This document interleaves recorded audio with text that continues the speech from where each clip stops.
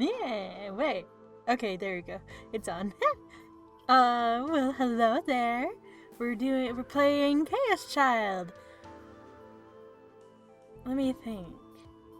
Did we get to 10? No, we got to 9. Chapter 9.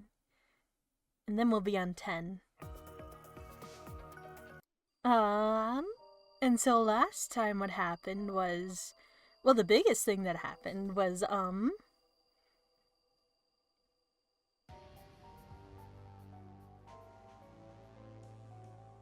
oh yeah, Ito killed our sister, but he was, we believe that maybe he was, his mind controlled to do it, to do that, yeah. Okay, let's go on. We'll find more about what happened. Aha, yeah, we're on chapter 9. Yes, load this data. Where? November 3rd, 2015, Tuesday.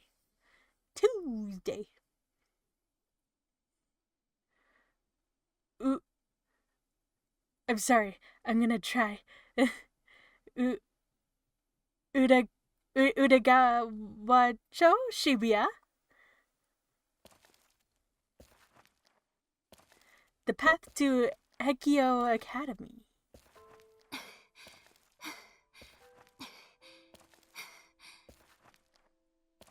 Kurisu was walking alone along an empty street. Her breathing was a little heavy. She'd been walking a long time and at a fast pace. She was wearing her school uniform. There was a school rule that said whenever you went on campus, you had to wear you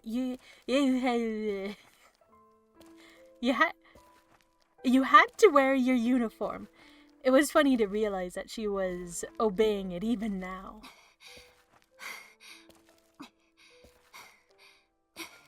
You know, following the rules. Yeah? She just found a clue in the Don't Look at Me video and asked a certain person to meet her at Hekio Academy.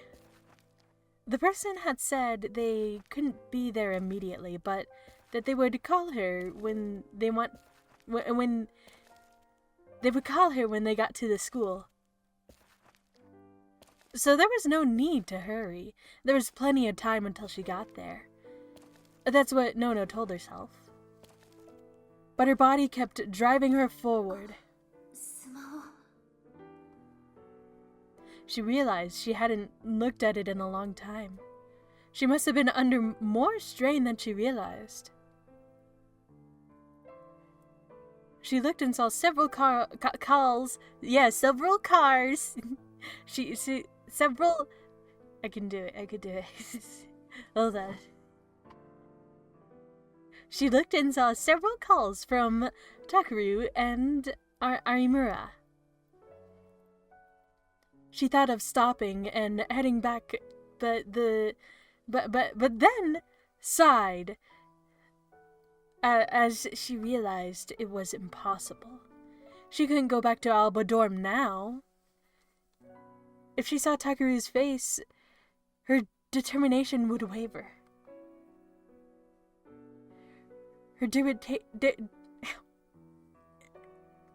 Hold on. I can do it. Her determination would waver, and she would change her mind. So now, the only thing she could do was go forward. Now that she realized the hidden truth.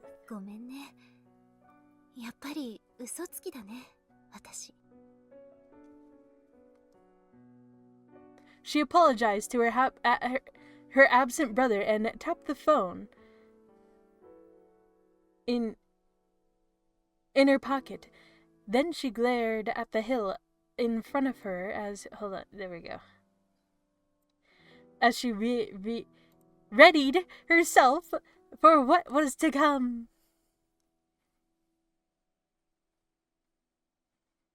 She had to rid herself of any kindness or sentimentality. Even if she didn't intend any mercy now, she might find herself in a moment of weakness later.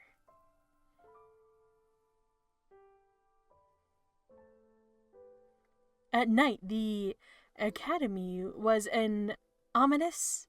It was an... ominous? Yeah. Wait, I'm gonna start it over.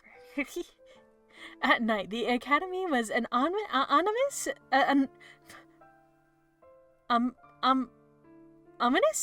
dark silhouette amidst the dazzling lights of Shibuya. It was as if it knew what was coming. What? I don't know what's coming. Usually, there would be a guard in the room attached to the front gate, but for some reason she couldn't see him. The air felt tense. She shook off her uncertainty and went inside.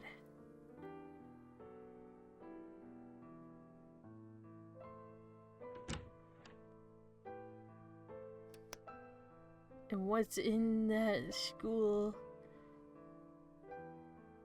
She went into the dark newspaper club room and turned on the fluorescent lights. Nono had decided to wait here for her call, but when she arrived, she found something unexpected. What is it? It was the map that they'd put up to analyze the case, which had been taken down a while before. It was back on the wall, and there were several new pictures and pieces of information that she hadn't seen before. That was probably Takeru's doing. He'd been continuing to hunt the killer in secret too.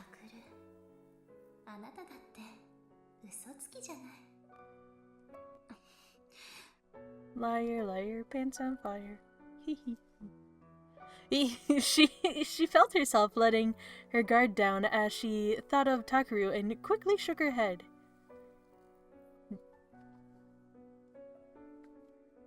Can it pick me up shaking my head? My camera? A little.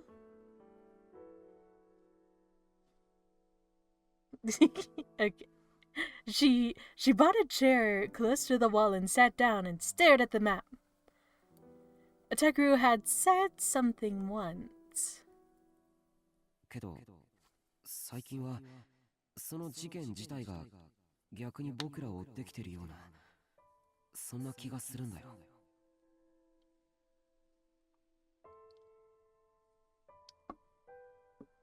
Looking back, several things had happened that could only be explained that way.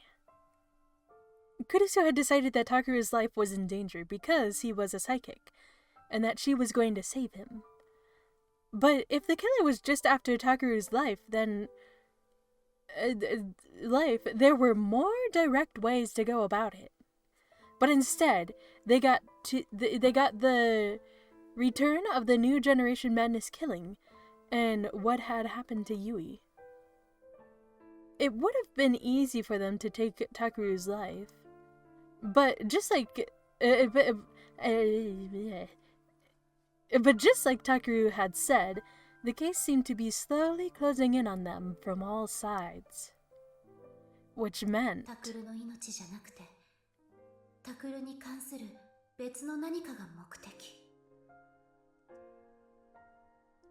that was the only thing that made sense.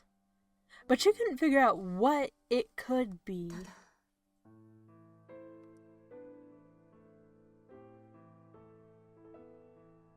Then she saw a piece of paper on the board. Haida and Minamisawa's ID card. That fact had sent her mind reeling. One of the reasons she'd figured it out was Riko Haida. ただその目的を果たそうと事件の裏で動いている人間が誰なのかそれは分かった。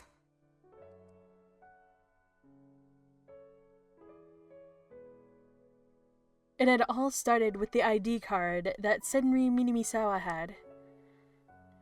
That was without a doubt her real card. And no one but Kurisu could have known where it was. All of Senri's things lay beneath the memorial.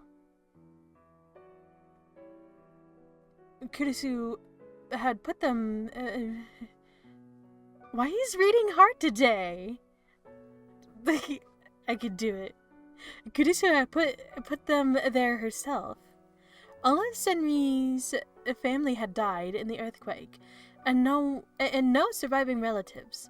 So after the memorial had gone up, Kurisu had put them there. Even Kawahara, the other boy who'd been playing with them, didn't know that. It was a secret about Senri that only Kurisu knew.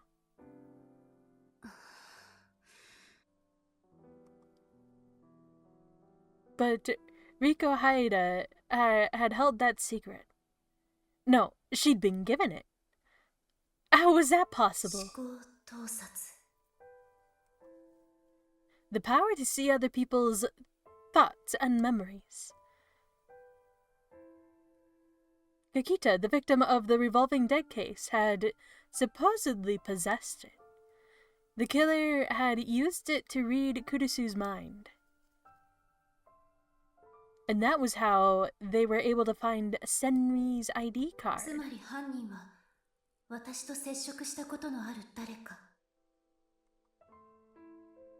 And now that she'd found what was hidden in the Don't Look at Me video, she had no choice but to fight them.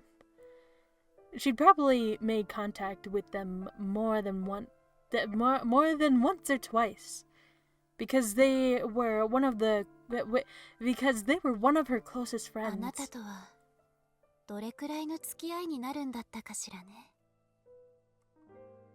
This long. Stretch your arms out. This long. She suddenly remembered their smile. Her whisper echoed off the walls with no one to hear it. The countless after-school hours they'd spend together were some of the most important times in Kurisu's life. Meaningless conversations, shops they'd browse together, but she couldn't think of any special memories. And that was very painful for her, because that was only a sign of how close they were. But I have to ask. I have to find out. Even if the answer meant that things would never be the same.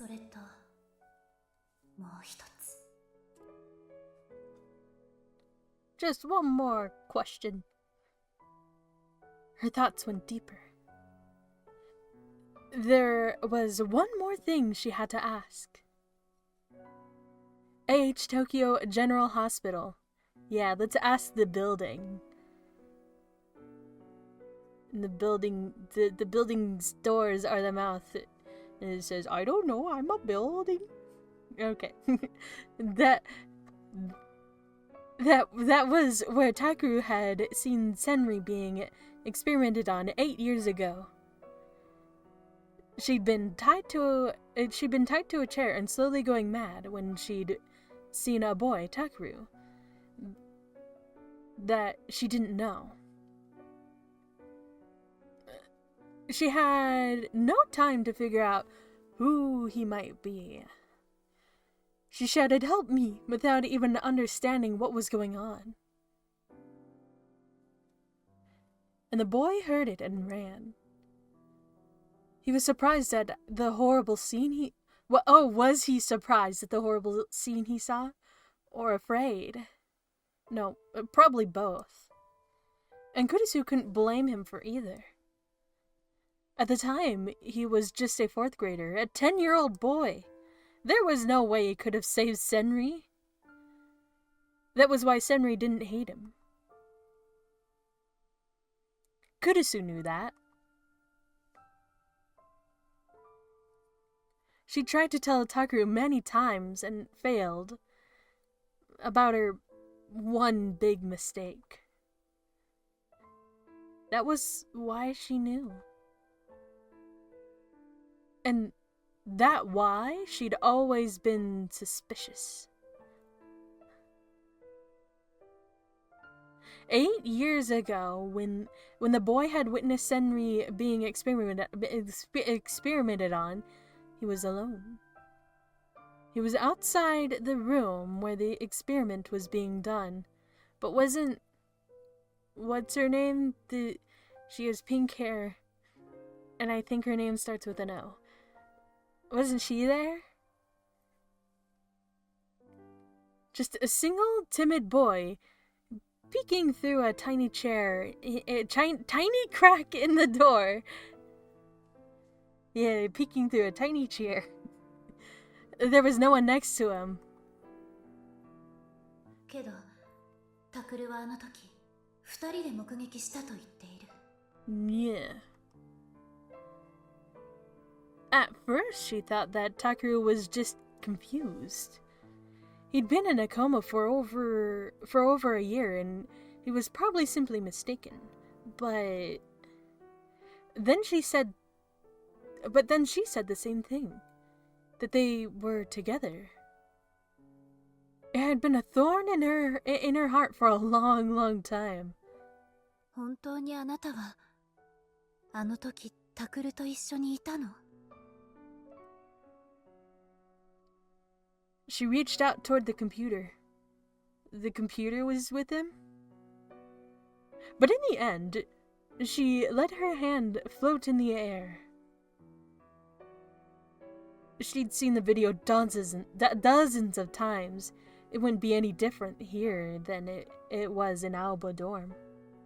Nor would the secret it concealed. Nor would it change what she was about to do. There was no changing any of it, it seemed.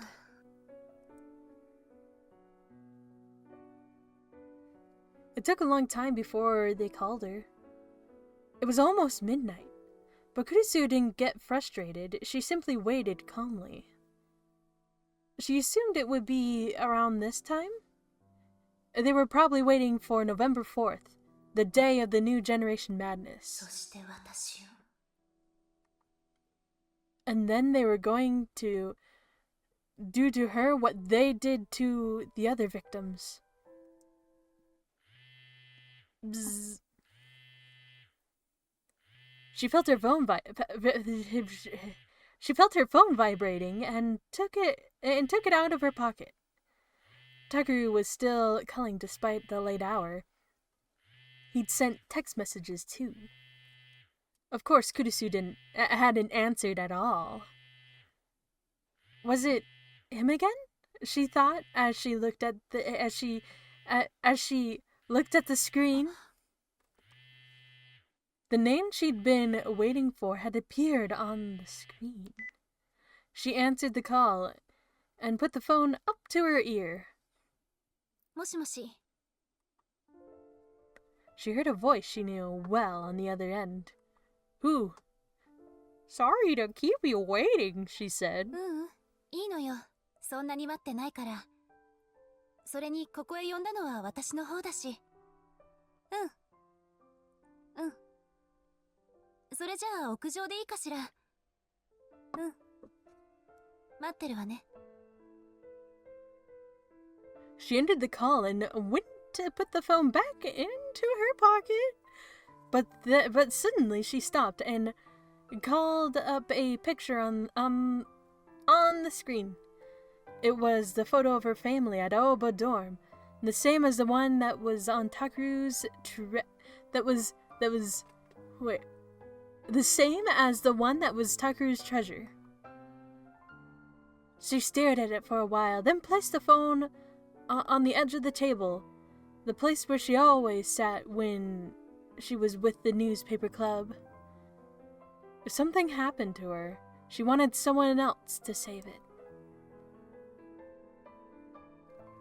And then she looked around the room and bowed. お世話になりました。 She turned off the lights, and the room became as dark as the abyss.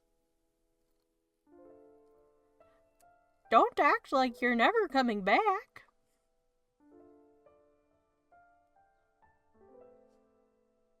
He wasn't by her side to tell her that.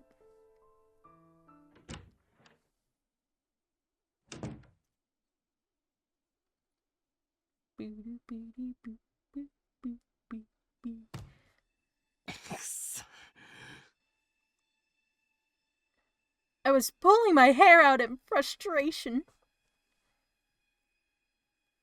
I'd already watched this video 100 times. It was, of course, the video of Otanai, the Don't Look at Me victim. He'd wept tears of blood, lost his arm, turned his desk red, and died. Not only was I watching a shocking, gory video over and over again, I was searching desperately for what Kurisu had found. I felt like I was going crazy. You'll find it. Probably. Each time I finished watching the video, I called her phone. But she never answered.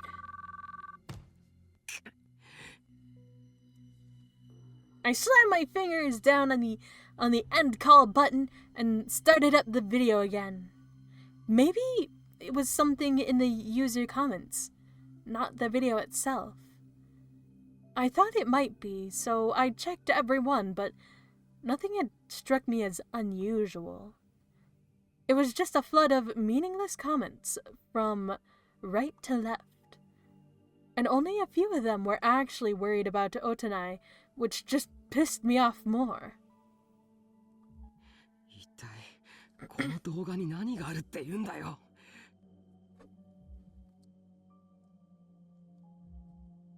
I expanded it to fill the screen and tried slowing it down. But there was nothing. Had Kurisu found something here? Takuru-san.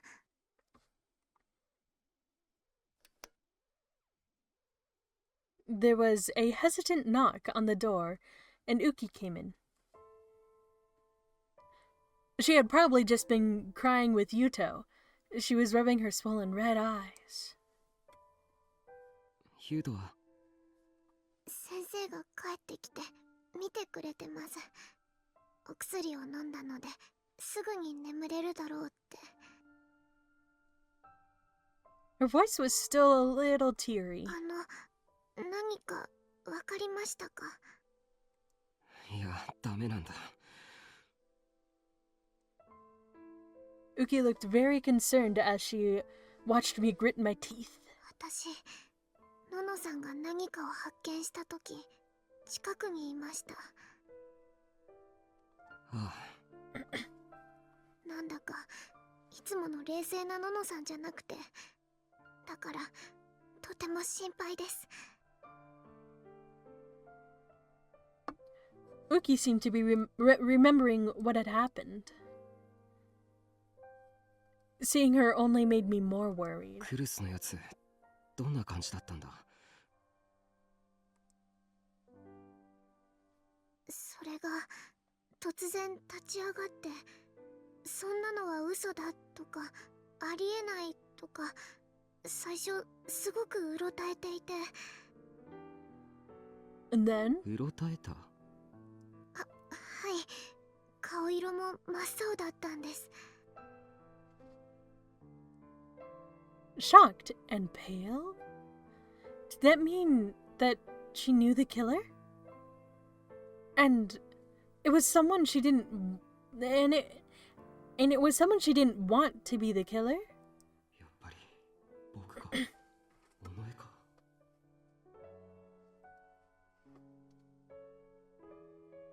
And then I shook my head. ごめんなさい。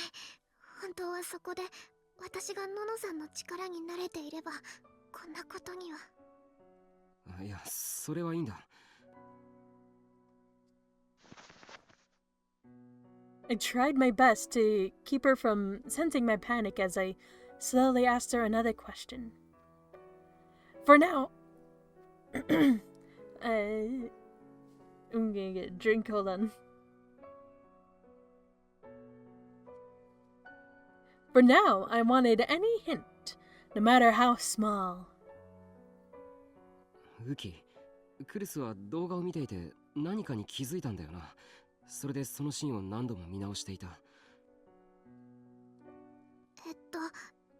多分そうだったと思います。それがどのあたりかわからないんだったな。すみません。She looked down toward the ground. I quickly shook my hand at her. いや、責めてるとかじゃないんだ。そうじゃなくて。What should I do? What do I ask to get the hint I need? ダメだ、わからない。Tell me, Kurisu. Where is the clue? Come on, tell me. 情けないっすね、先輩。Oh man. And then I suddenly heard a voice behind Uki. I looked up and saw Arimura playing with her twin tails. なんすかその顔。泣きそうじゃないですか。うるさい。お前に関係ないだろ。I yelled at her, even though I knew I shouldn't. And Arimura laughed. 関係なくないっすよ。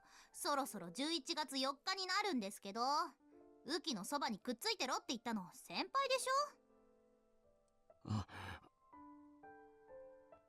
すまない。あと、クルス先輩のこと実は結構好きなんすよね、私。だから関係ないとか言われるとすっげームカつく。え？ Arimura's face suddenly became serious. And then she yelled. しっかりしなさい。そんなに焦ってたら気がつくものも気がつかないでしょ、このバカ。 You're right. クルス先輩なら絶対に言うと思います。有村。ねえウキ、クルス先輩が何かにびっくりして、でその後映像を何度も見直したんだよね。はい。その時ってどんな様子だったわけ？何かに気づいて驚いた後だよ。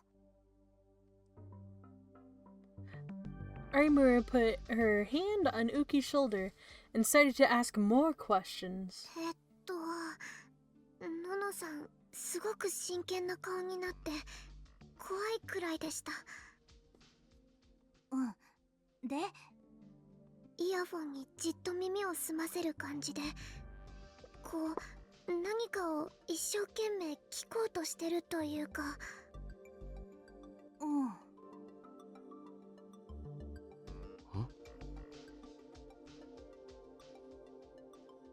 And then I realized I missed something very simple. 僕は今まで何をやってたんだ。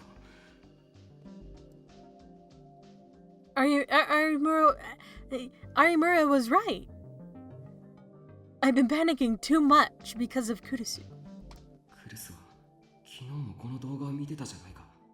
それで僕と喧嘩になった。But she wasn't wearing headphones then. And the computer had been set at maximum volume. What if that was deliberate? Yeah, it probably was. どうしました先輩？音だ。The sound. 画像じゃない。音に何かがあるんだ。 Yes. That's why Kurisu had worn headphones and set the sound to maximum. 有村、とりあえず聞いてくれ、これ。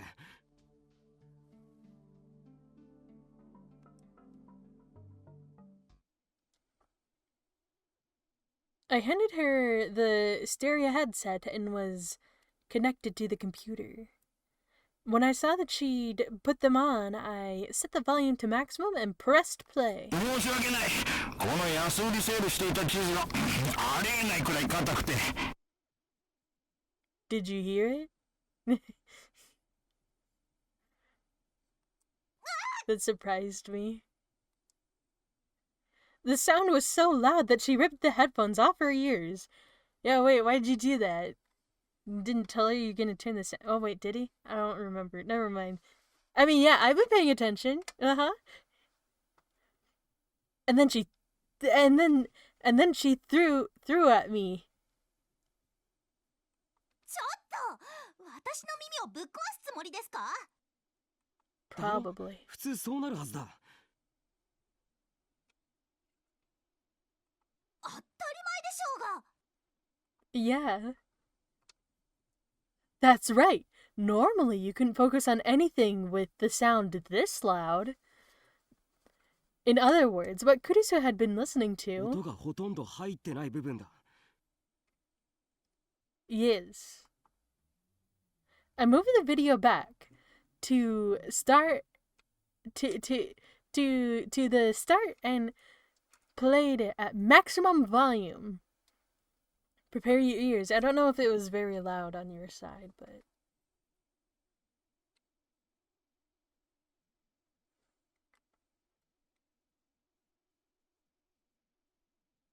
はい。ではいつも通り3分くらい募集をかけるんで、適当によろです。 There we go. I'll turn it down a little bit for now. Oh. The scene with him in front of the computer was too loud to listen to. Mm-hmm.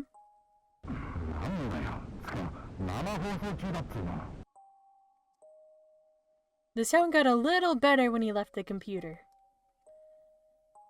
But it still heard at maximum volumes.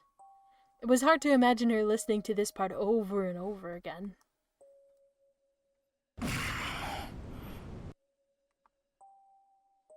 Otanai disappeared out of frame and I stopped being able to hear what he was saying.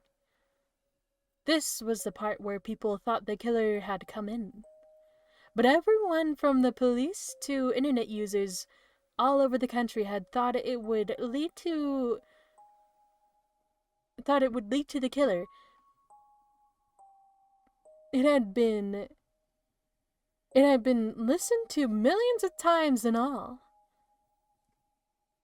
If it was in this part, someone would have found it already. この先、確か怖いんですよね。私、あっち行ってます。行こう、ウキ。Yeah. でも Armura pulled Uki away by the hand. Uki turned to and looked at me concerned. ありがとう、ウキ。もう大丈夫だ。有村もありがとうな。必ずクルス先輩を見つけてくださいね。ああ、二人も4日になったら絶対に離れるなよ。トイレもだぞ。何かあったら大声で叫べ。すぐに行く。はい、お願いします。期待しないで待ってます。 Once I'd made sure that Arimura and Uki had gone up to the dining room, I started to check all the parts of the video with white noise.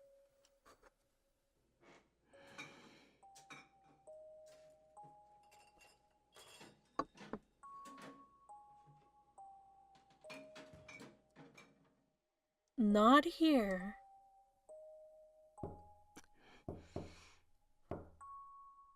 It's the knocking.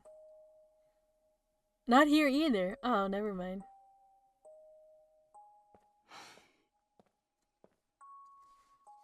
Was that it? No! There was nothing here! Okay.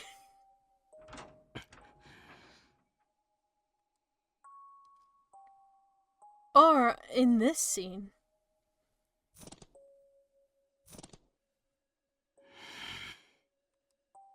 Nothing here either.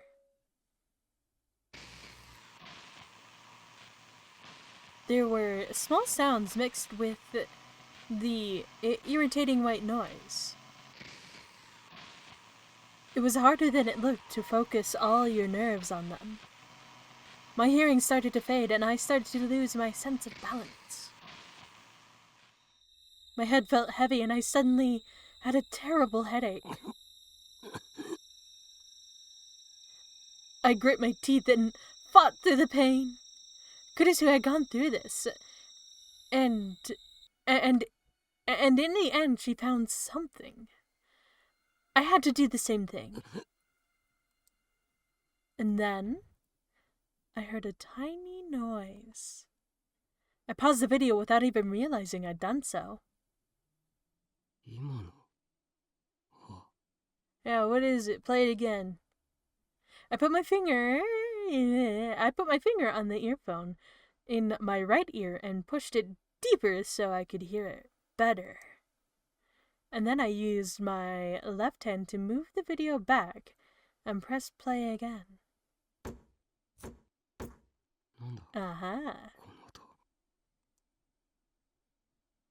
It was a scene where Otanai was cutting what he described as cheese beneath the dim fluorescent lights. In between the sounds of the knife, I could hear something else. I played the video again.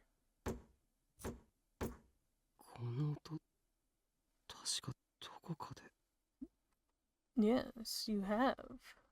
I knew that sound. I heard it very recently, very close to me. I played it again and again. I concentrated everything I had on picking out the tiny sound from amidst the noise.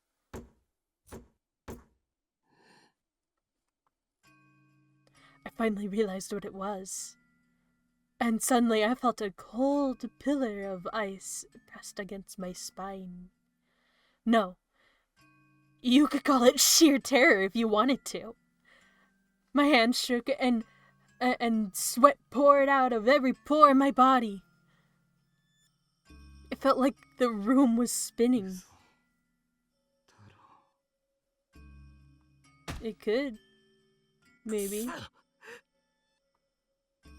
I slammed my shaking hands down on the desk, and the pain finally got them to do what I wanted. It took me several tries, but I finally managed to open my Pokecom and power it on. I yanked out the headphones from the PC and plugged an audio cable in my Pokecom. No! I kept screwing it up, but managed to load that scene into an audio editing software. I set the volume to maximum and set it on repeat. And then I hit the play button, my hands still shaking.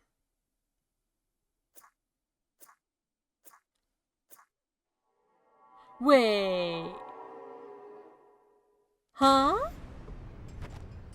No. I thought it was the knocking that we were hearing.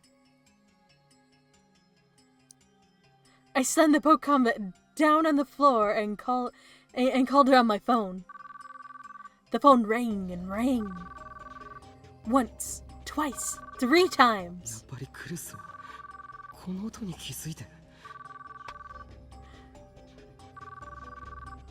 It kept ringing.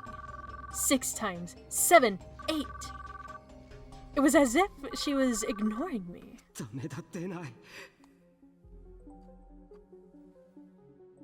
I ended the call, and this time I pulled up Kurisu's number.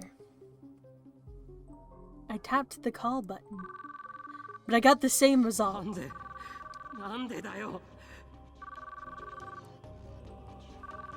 They kept ignoring me. No matter how long I waited, I couldn't hear Kurisu's voice. I hung up the phone and ran out of the room without even knowing where I was going. November 4th, 2015, Wednesday.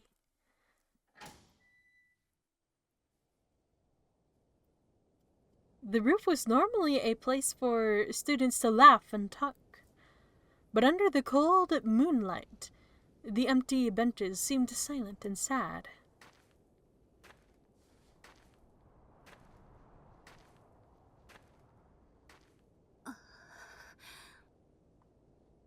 Kurisu looked at the benches and shivered once more. It wasn't just because of the cold, it was because she had realized that this place was truly empty. Of course it was. No one was allowed here at this hour. It was an isolated place where the warm light didn't reach. Only the cold light did. No matter what happened here, the rest of the world wouldn't care. It wouldn't exist outside of this place. It's...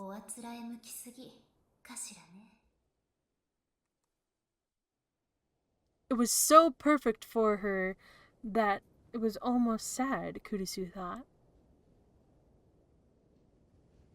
While Kurisu was waiting for her to arrive, she hadn't been thinking about the case. Strangely, she'd been thinking about her family and friends. What she'd always said to her family before she left to come here in the morning. Did they smile? The younger students who'd helped with the student council's work. The talks she had with her classmates about the latest fads. The brief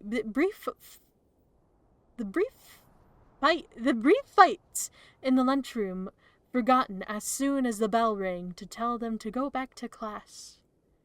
Each time she started to lapse too deep into her memories, a cold wind would blow and pull her back to reality.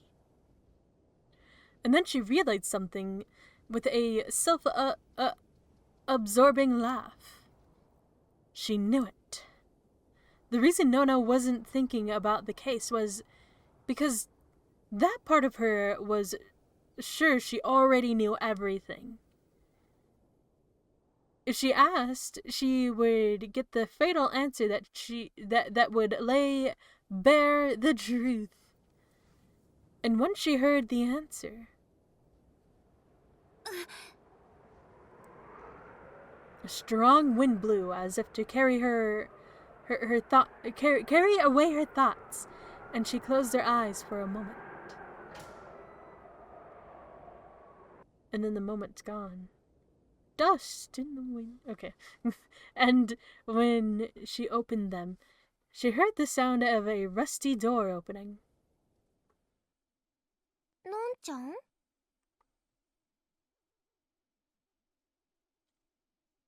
Her lips twisted a little when she heard her say it. Non-chan ka.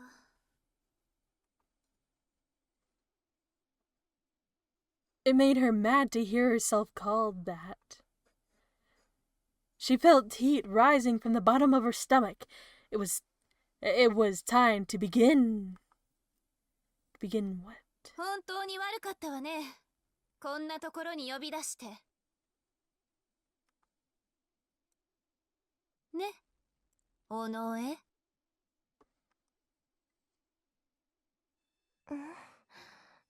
Non-chan? Did she realize that Kurisu was using a different name? Or did she sense something instinctively? Sarika repeated herself, this time with a suspicious look on her face. She tried to get closer, but a glance from Kurisu stopped her.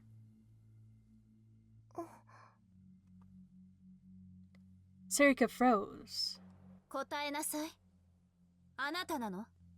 何が？答えなさい。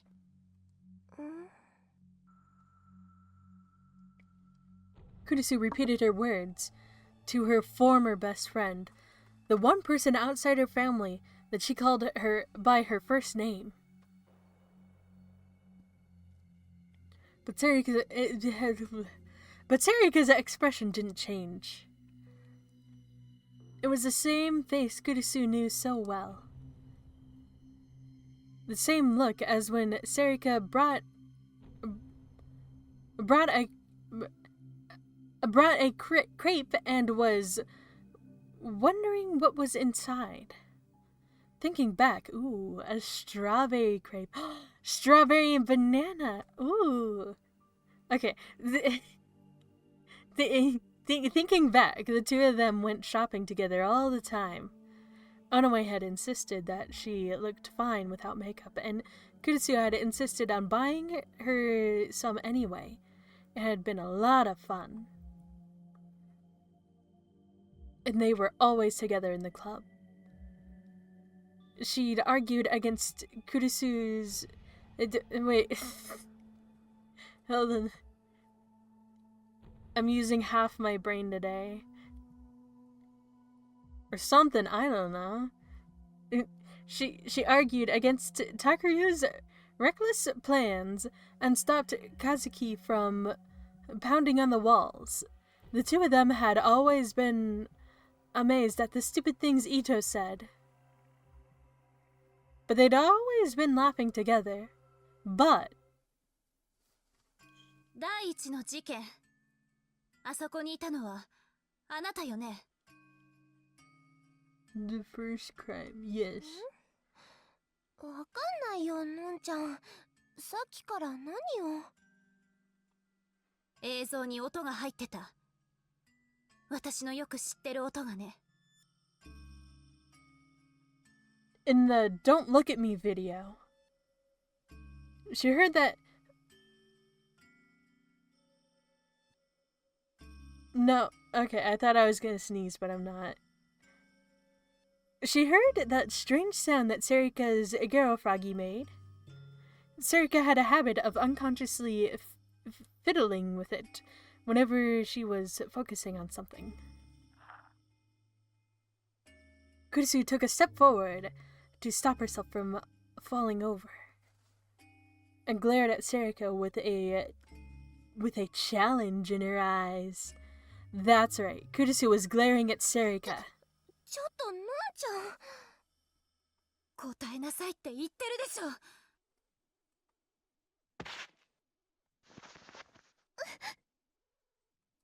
Pushed her to the side. Sarika staggered at the sound of her loud footsteps. Finally, her expression changed. There was fear in it. ゆいは私たちの家族から消えてしまった。死んでしまったの。もう帰ってこないの。どうしてあんなことをしたの。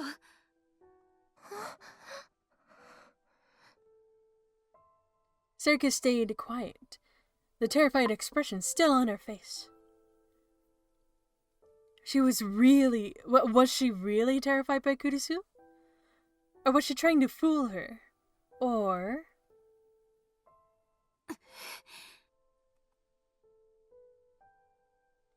Kurisu took another step forward. 8年前のあの日、あの病院の地下にあなたはいたの？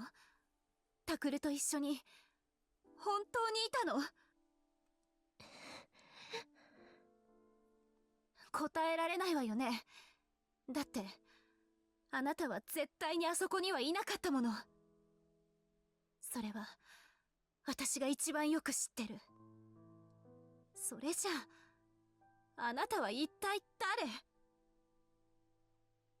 Kurisu's question was something she'd wondered about ever since Onoe had said she'd gone to the basement with him. It was the one last thing she'd been unsure of when she'd kept quiet about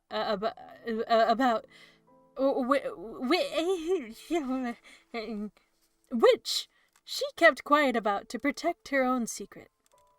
Until a little while ago, it had seemed like it didn't matter. She was willing to go her whole life without finding out, because Sarika Onoe was someone she loved. But now... 言いなさい。あなたは誰？ Who are you? But Sarika said nothing. Not a word. Did she really not know anything? The thought crossed her mind for a moment, but she quickly kicked it away. That was just what she wanted to believe. She had suspicions about Sarika for a long time, but she'd ignore them because she was too afraid to ask. And the result of that had been Yui's death. Kurisu raised her hand and brought them together as if offering up a prayer. And the next moment, sword. She's got a sword. Whoa. Oh. She brought them down, hard and straight, as if swinging a sword. So she's also a psychic. Sarika moved back just a little. Her movement might have looked like pure reflex, but Kurisu didn't miss it. Which meant... やっぱりそうなのね。 That was the answer to everything. だったのね。 What's it? What is it?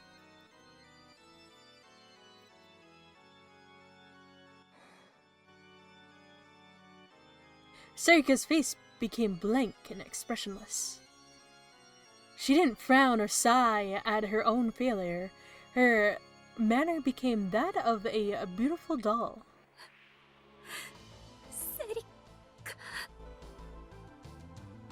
She was right. She'd been ready for it, but still couldn't help but cry. She tried to stop herself. She grit her teeth. But Sarika's gaze wasn't fixed on her anymore. She stood legs apart as if judging the distance between herself and the thing in the seemingly empty space between them. 間違いない。 She saw it. She's also a psychic then. Or, yeah. And now it was Sarika's turn to look into her eyes. Her eyes were different than Kurisu's had ever seen before. It was as if they saw everything. 違う。 Suddenly, Kurisu knew. It wasn't just a smile. Her eyes did see everything. Everything? That was telepathy. Ah! A terrible twisted power which exposed all of your most treasured secrets.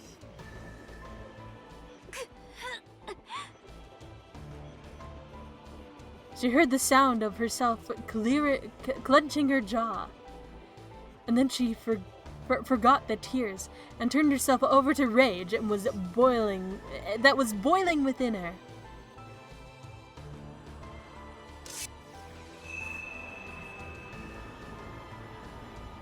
Okay, hey wait, how do I... So I can look at how she's holding the sword, because it looks like she's wearing it like a glove. It had been 6 years since she'd real booted it, and it was almost sad how easily it came into her hand. Is this... No. Ah, that's fine. The D-sword. A monstrous... a monstrous blade that only those with the power to make delusions real could wield. She refused to look away from the light that... Hold on, I'm gonna get a drink of water and then hopefully I'll read this sentence better. I lied, this wasn't water, it's lemonade. Oops. She refused to look away from the light that she'd never wanted to see again as she pointed the blade at her opponent. あなたよね。南沢千里を使っていたのは。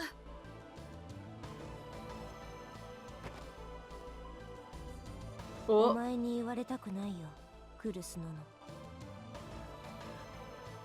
Her voice made Kurisu shiver.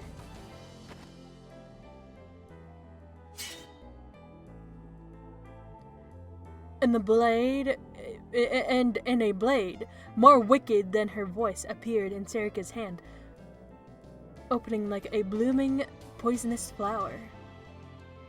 Wow. It was beautiful.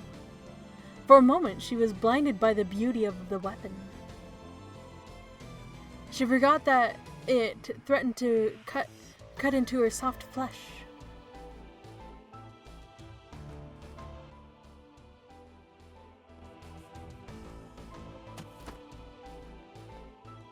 Serika leapt off the ground. The distance between them was close. Was close in an instant. Kurisu brought down her sword as hard as she could, without even time to follow her movements.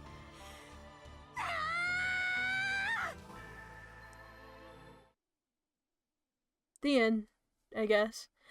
Oh, never mind. And as she screamed, ごめんね。 she could hear her voice.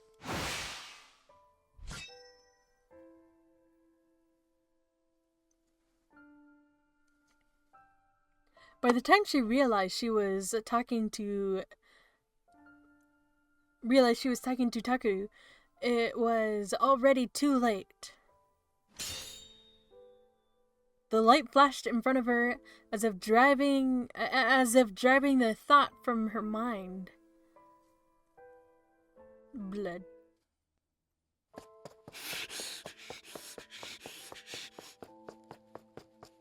Why? Why, Serika? The same thought kept going through my head, like I was an idiot. I couldn't think. Why?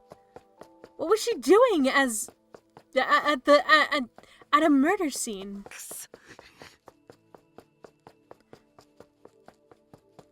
The saliva caught in my throat as I moaned in pain. It took a lot of effort to keep myself from falling over. Damn it! I didn't have time to waste here!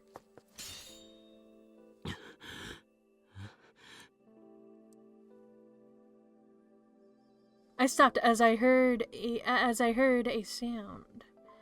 What kind of sound? I was in front of a familiar place. But it wasn't the one I had been coming to. Huh? I was on my way from Alba dorm to Serika's condo in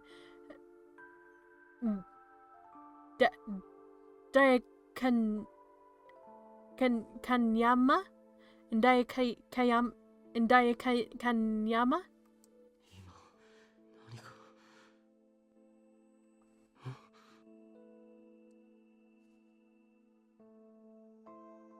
I saw something strange in the corner of my eye and looked up at the school building.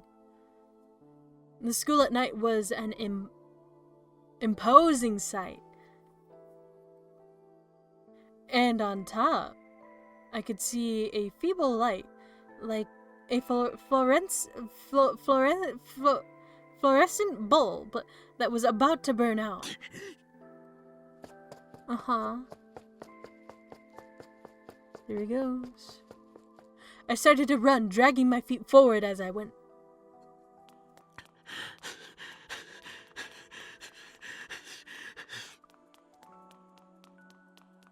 I raced up the stairs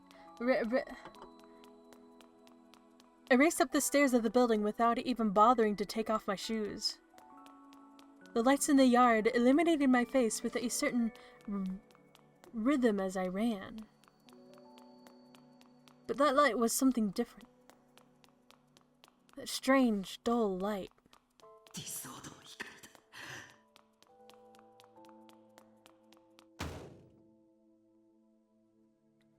I made it to the top of the stairs and slammed straight into the door. I yanked it open, trying my best not to think about what I'd find beyond. Bunch of red. The first thing I saw wasn't the light of the D-sword, but the red. My heart beat loudly once, and then all was silent.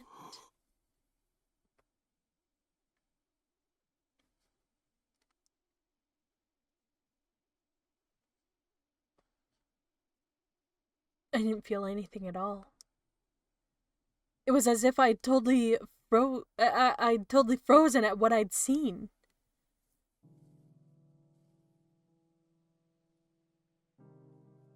She was lying on the ground in front of me. Her clothes were red. Someone was in front of them, looking over their shoulder at me. No, not someone. I knew her. But she looked different than I'd ever seen before. And the deadly weapon in her hands made me shiver. And that weapon was deeply, deeply.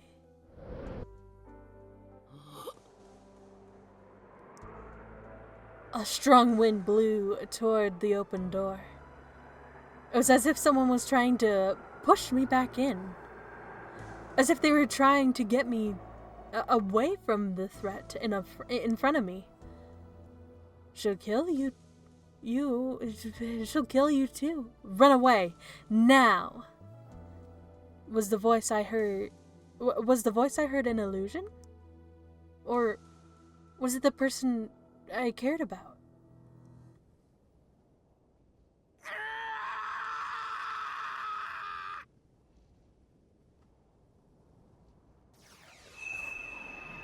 Now we get a sword. Finally. Maybe. Are we gonna... Suddenly, all sound disappeared. My head hurt like hell. I ignored it. All the doubts I had, all the feelings that had told me it was a lie, I left them all behind me. Behind. It was only when I saw that the distance between us was closing rapidly that I realized I had started running.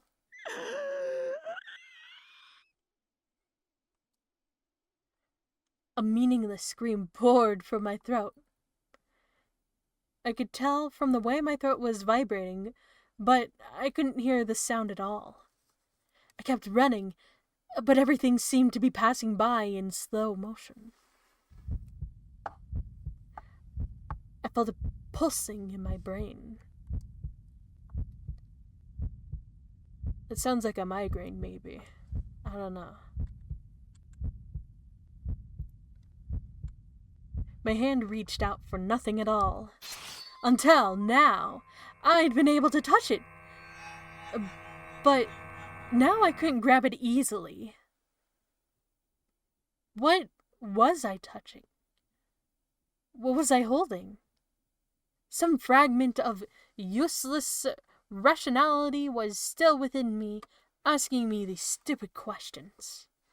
I was? Yeah, you were?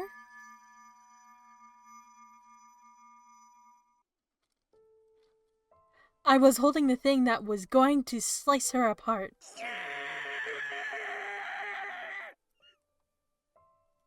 My own delusion made manifest by real booting. A twisted blade that weighed nothing at all. When I swung the D-sword, it was more than close enough to hit her.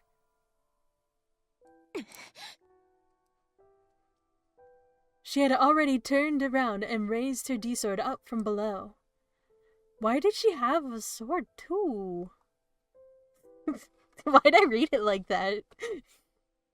I didn't know. But before I could think about it, I brought my weapon with all my strength.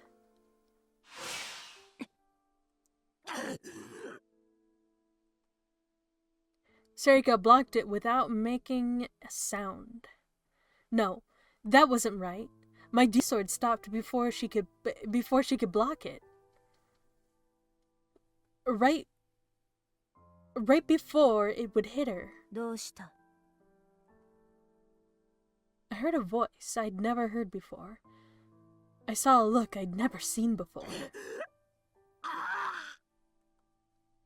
I couldn't move. She hadn't done anything to me. There was no mind control. I was the one in control. But my hands had stopped, as if they'd struck an invisible wall. Why? Why? 来ないのか？ Why couldn't I move? Why wouldn't my arms, my legs? My feelings caught up to me. My reason came back. My heart finally started to scream.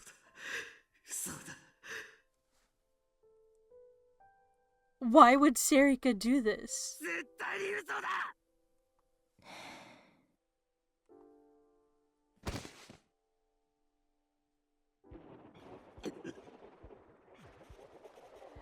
The pounding headache I'd forgotten came back, and I fell to my knees. My head, it felt like it was going to split. I grabbed it with both hands. At some point, my D-sword had disappeared. The will that I tried to strike Sarika with was already gone. I dug my nails in and closed my eyes. I could feel the veins in my forehead with my hands. I felt something sticky on my knees. And I smelled a mild perfume. It was the same as before, when my little sister had been killed and ripped apart.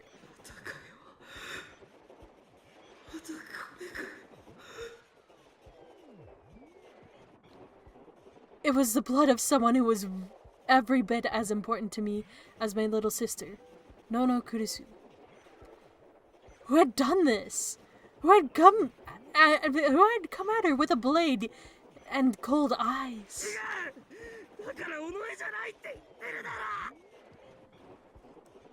But it could be.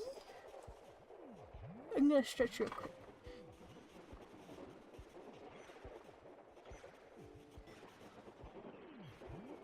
I tried to use my rage to drive it all away, but I couldn't.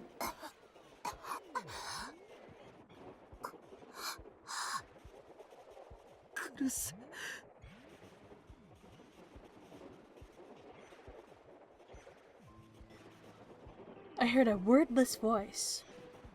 I forced my eyes to open. I opened them with my hands and I put little toothpicks there so they wouldn't close again.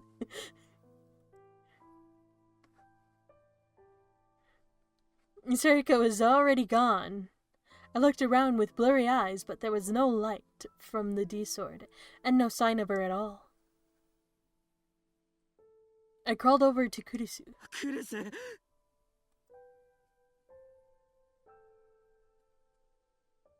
She was crying. Big tears fell silently from her unlit eyes. Her chest was stained red, and each time she breathed, more blood came out. I pushed my hands up against her wound. It was the first time in my life I touched a girl's chest. It was so soft, but the dark, sticky liquid kept pouring out and staining my hands red.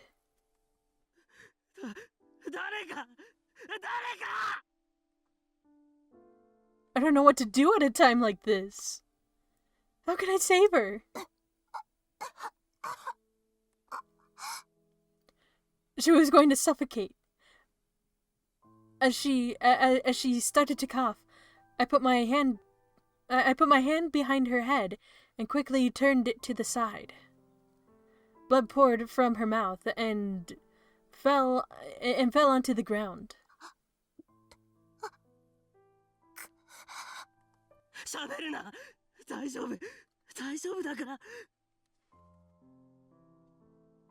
I tried my best to hold the wound closed. Okay? How is this okay? She was bleeding so much. She was in so much pain.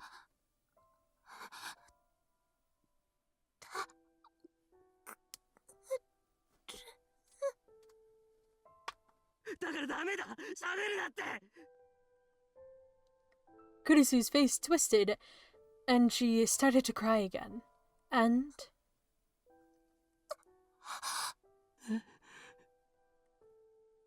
she suddenly grabbed the hand that was on her chest. And her grip was so weak. In that moment, I felt an indescribable chill in my heart.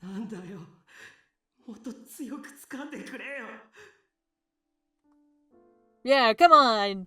You could grab it tighter, come on! Be stronger!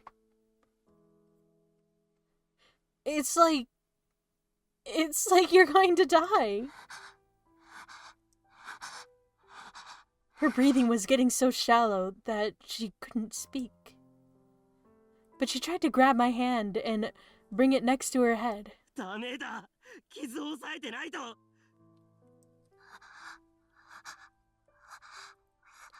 But it looked like she shook her head just a little.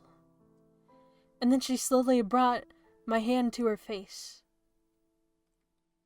And put it to her lips.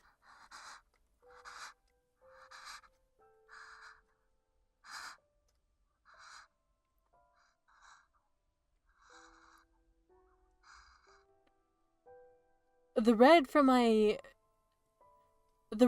fingers clung to her purple lips and shone like beautiful glass. The sensation of my fingers was soft but terribly cold. And then I knew. Yeah, she was going to die after all.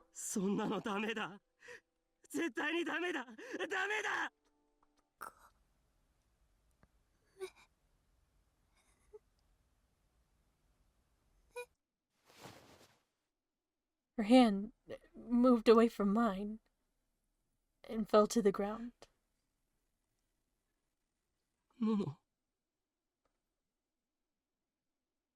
The name fell from my lips.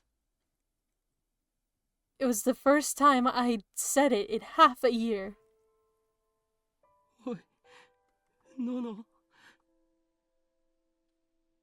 It was the name of my big sister who'd always protected me. I lifted her up and held her tightly in my arms. She couldn't move at all.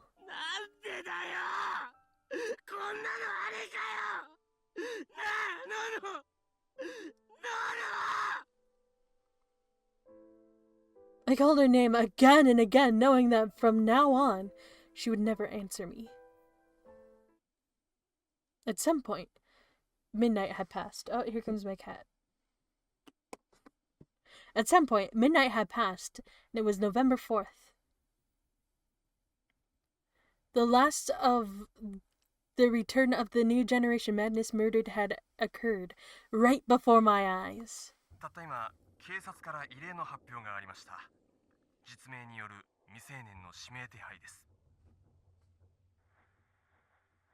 発表によりますと、警察は本日11月4日午前0時30分、現在東京都渋谷区で起こっている一連の猟奇事件の重要参考人として、私立碧峰学園3年宮代拓君を全国に指名手配しました。り返しお伝えします。 Wait.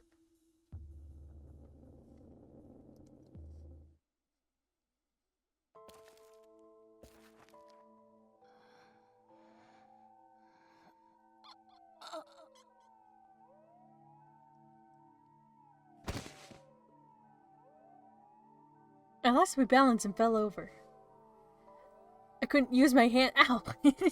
My cat's scratching me. What do you want? Attention?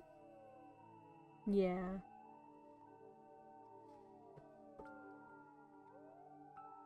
I couldn't use my hands to break my fall, so a sharp pain raced through my shoulders instead. Some aches got into my mouth, too. Aches. Oh, ashes! Okay, that makes more sense.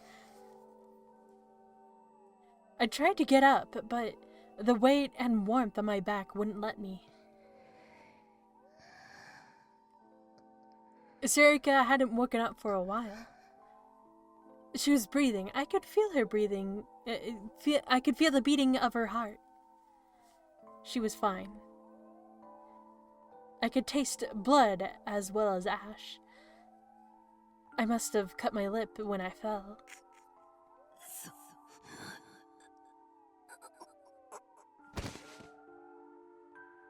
I somehow managed to stand up without dropping Sarika, crushing as I did so. Oh, cursing! Oh my gosh. I couldn't just stay lying on the ground here.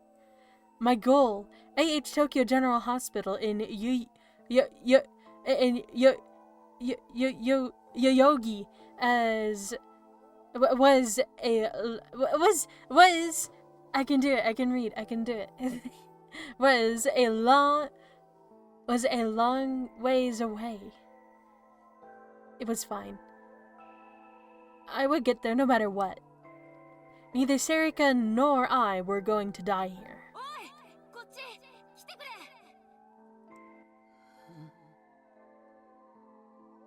I saw people crowding around what probably used to be a store. I heard what sounded like someone calling for help and someone else saying they'd brought water from a broken vending machine.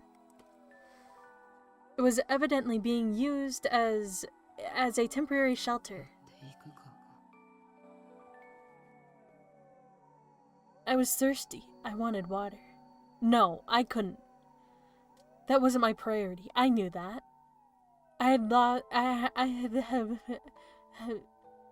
I had lots of scraps and small scrapes. Oh my goodness! I had scrapes and small cuts, but none of my wounds were fatal. In an emergency like this, the most important thing wasn't water or food. It was finding a safe place. I learned that on the internet one time. And since I didn't know what was wrong with Sarika, she needed a specialist to look at her. There was no telling what might happen here in Shibuya. It was better to head to AH Tokyo...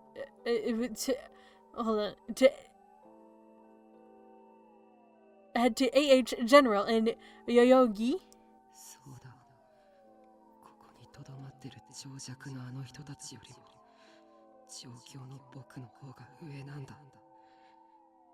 Alright.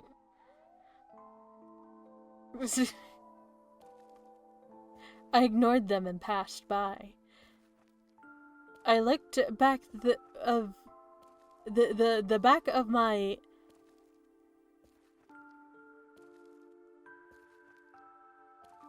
Sipids? Huh?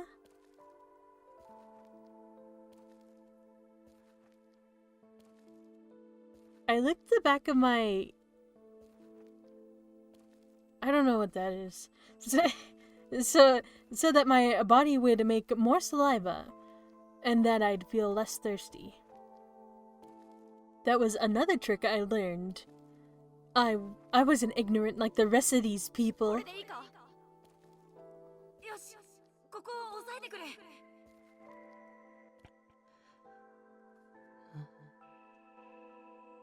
Something seemed strange.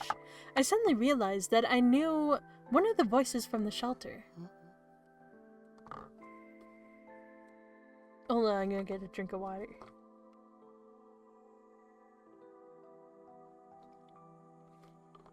I looked and saw that they belonged to my classmates.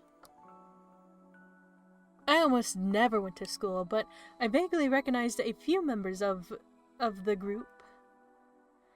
There was an adult woman lying on the ground in between them. There was blood coming from her stomach and her head.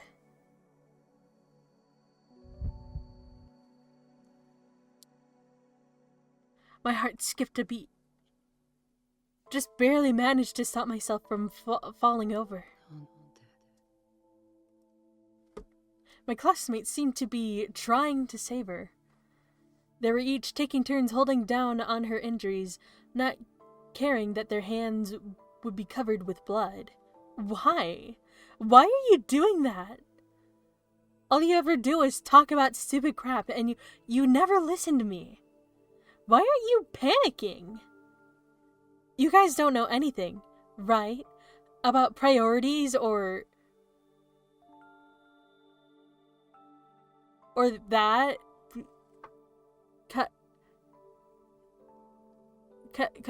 Cuspids?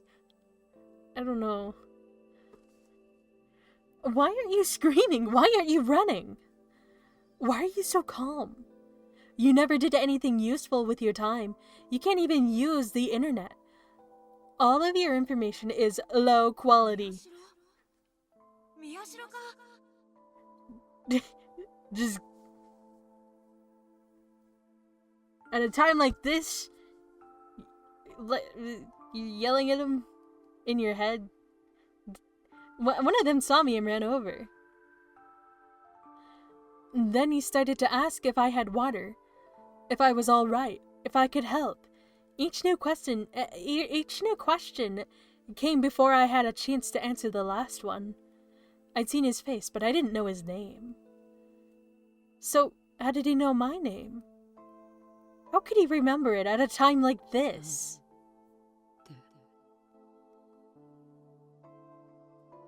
The word got stuck in my throat and I couldn't get it out. I didn't even know what I was trying to ask.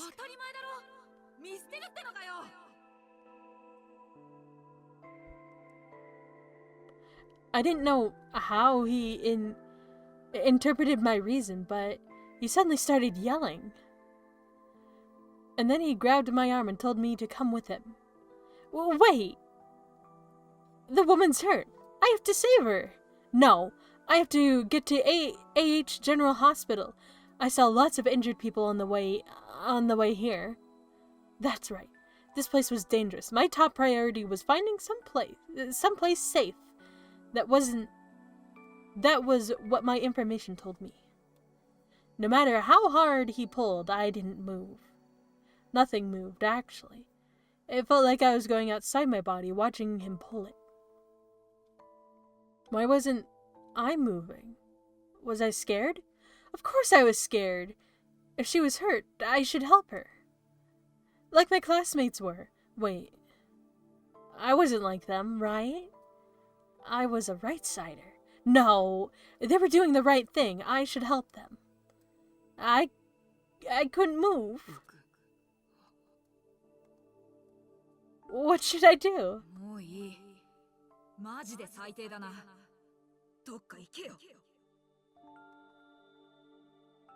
He spat out the words as he let go of my arm. He ran back to his friends, and they all started to take turns pressing down on her injuries again. He whispered something to them, and they all looked at me for a moment. There was disgust in their eyes. Their eyes said more than words ever could. I hope I never end up like him, they said.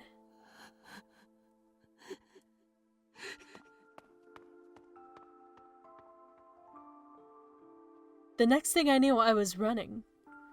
Not because I had to get to the hospital, because I wanted to get away.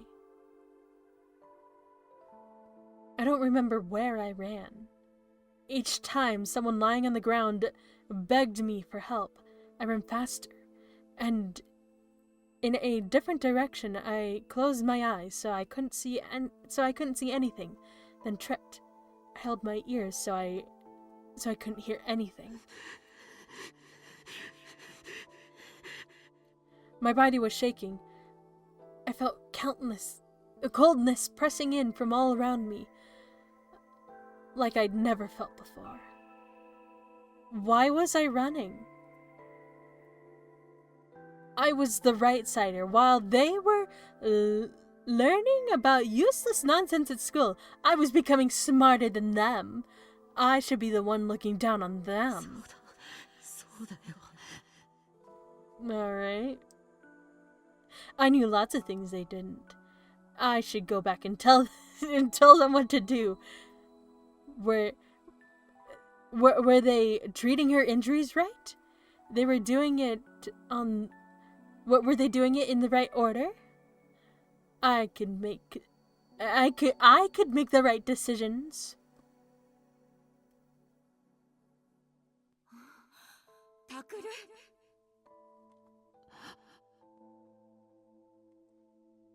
I was very surprised when I saw who'd just spoken to me.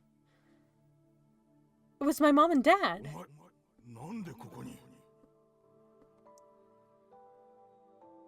Only then did I realize that I didn't know where I was. It was a shelter outside AH Tokyo General Hospital.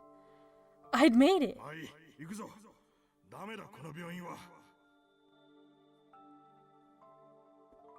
Dad motioned to Mom, and I kept moving.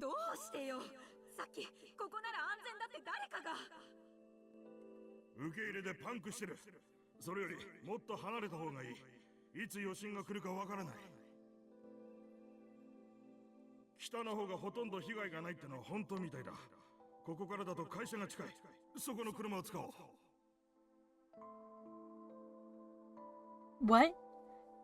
I didn't hear anything about that. Takuru, 何してるの?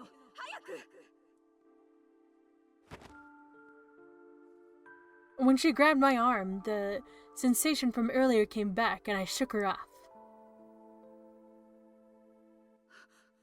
Takuru? 何なの?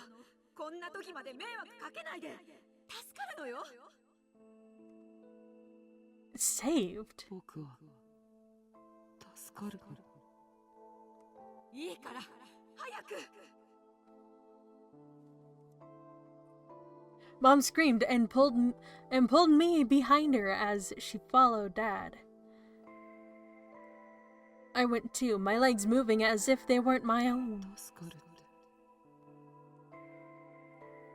From the hell I'd just seen? I was saved? By people who had never cared about me before?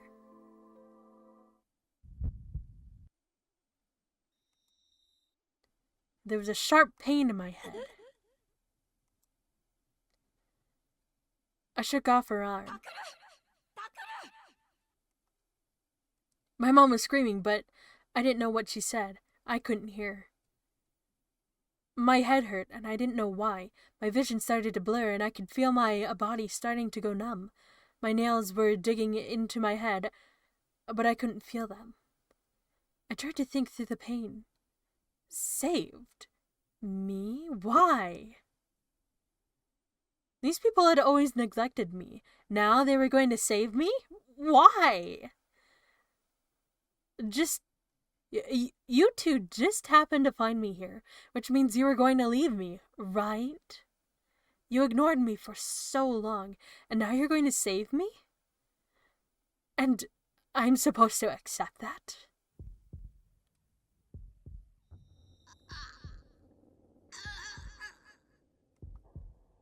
A pain shot through my temples, like I was being stabbed with something sharp. No, that wasn't what you were supposed to say. This isn't what's supposed to happen to me. This isn't the information I'm supposed to get. All the wrong-siders in the class were doing the right thing and looking down on me. I'm a right-sider. I'm the person who's supposed to know what to do when everything goes wrong. I'm not like the...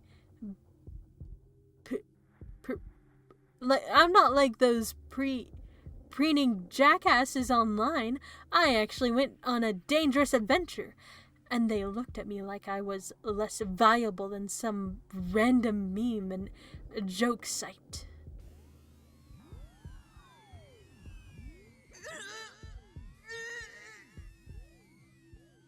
And now you people are going to save me? You, the people who just gave me 1,000 yen instead of taking me out to dinner on my birthday. Hell no! I'm not the kind of person who just gets saved by parents who don't even want him. Shut up!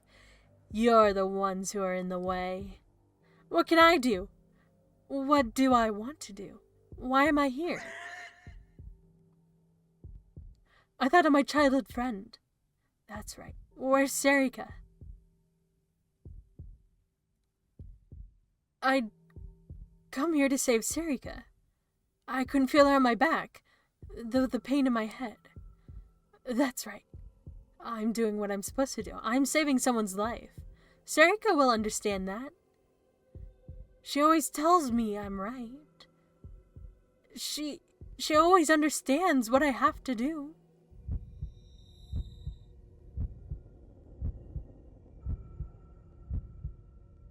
The pain went beyond my capacity to endure it. Wow. My whole field of vision went white. Shut up! You people should just what? Go away forever. Well.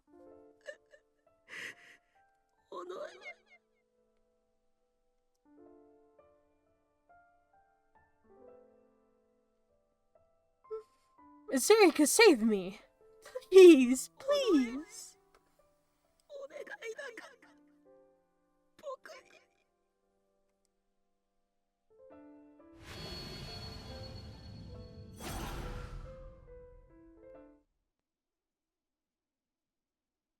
Oh, we're on 10. And I think the next one's the last chapter. Let's see. Oh, wow. 重要参考人である宮代拓君の情報は入ってきておりません。 But I'm gonna get a drink of water. Beep, beep, beep, beep, beep. Open. There we go.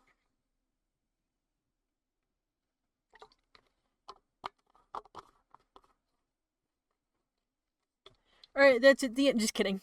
No, we're gonna... Wow! We're gonna keep...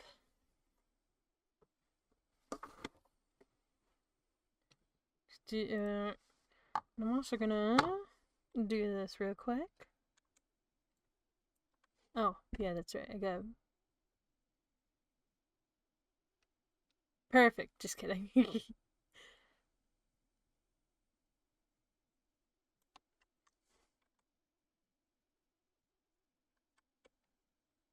Alright. なお未成年の実名を明かした上で指名手配に踏み切った理由ですが、警察側は事件の重要性を鑑みての判断と発表しており、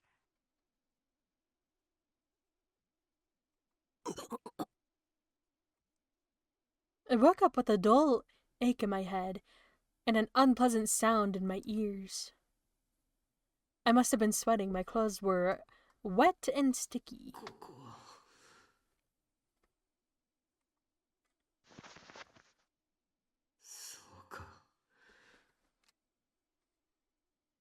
I'd never seen this ceiling or smelled these smells before. But then I remembered. This was Frisa, Momosei's company.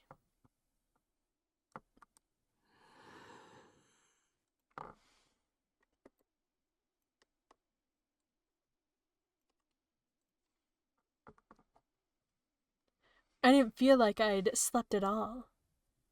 I put my head on the cushion of the sofa I'd been laying on and slowly sat up. after what happened, When the last moments of the dream came flashing back to me, I looked at my hands. I could still feel the sensation of her emotionless but still warm and living body. My hands were shaking, but they weren't. But they were the color of human skin. Back then, they'd been stained red, stained with Nono's. なんで Why? 大丈夫ですか？あ、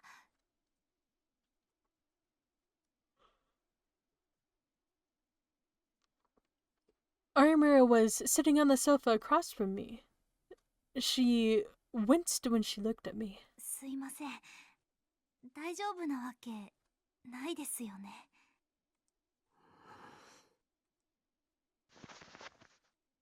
コーヒーでも入れます？ She stood up. I didn't want any. I didn't feel like eating or drinking anything. But I couldn't even muster up the energy to refuse. That's how exhausted I was. 法務省人権擁護局や弁護士連合会、また各種人権団体も今回の実名報道に関しては事実上黙認と取れる声明を発表しており、世論も肯定的な方向に傾きつつあります。まるで6年前と同じだわね。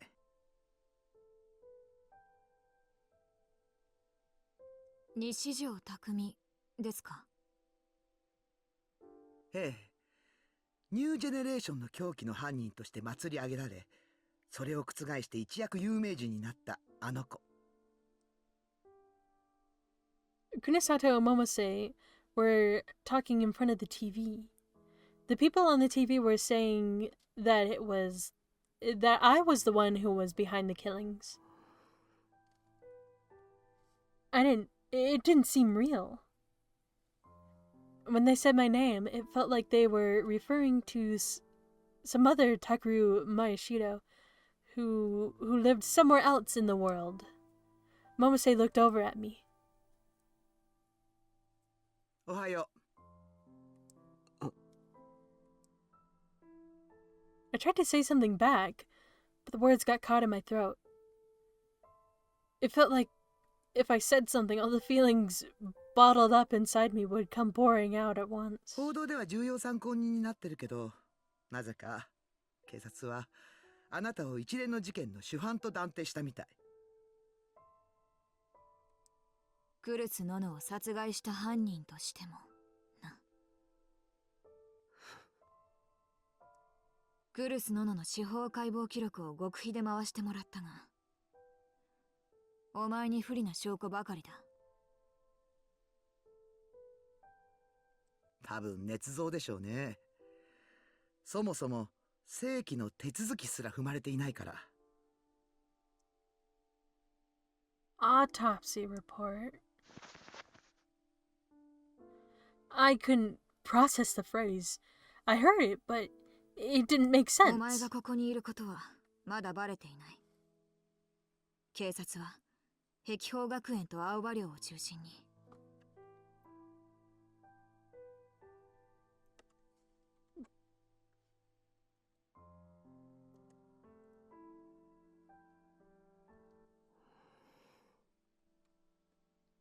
Their voices got further away.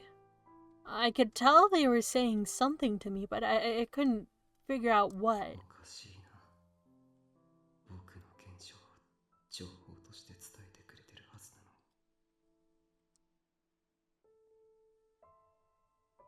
に。現状の情報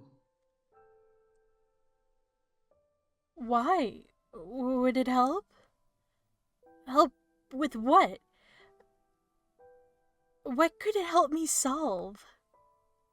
No matter what I do, it's too late.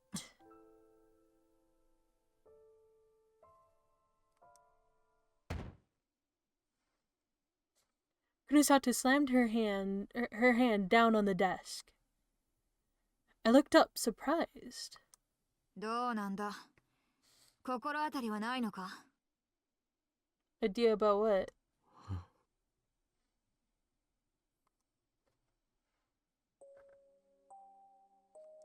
尾上セリカが行きそうな場所に心当たりはないのかと聞いている。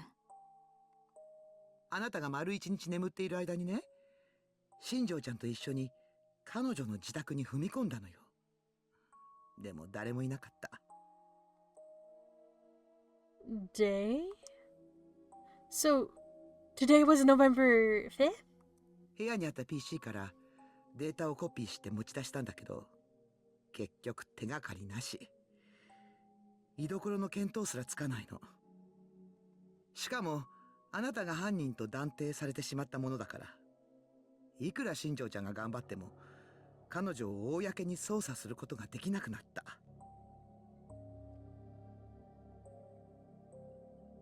警察から何から動きがおかしい。完全にはめられたな。こうなると手がかりはお前だけだ。尾上セリカと幼馴染だったのなら何かあるだろ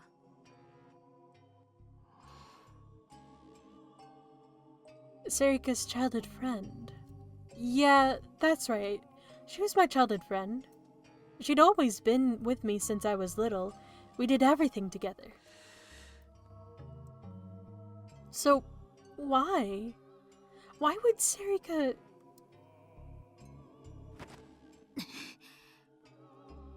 Kunosato grabbed me and pulled me close enough that I could feel her breath on my face. いい加減にしろ。せっかくのチャンスを無駄にさせる気か。ずっと探してきたギガロマニアックスのシリアルキラーがようやく正体を見せたんだ。そこから糸をたぐっていけば奴らに繋がる可能性が。いい加減にしてください。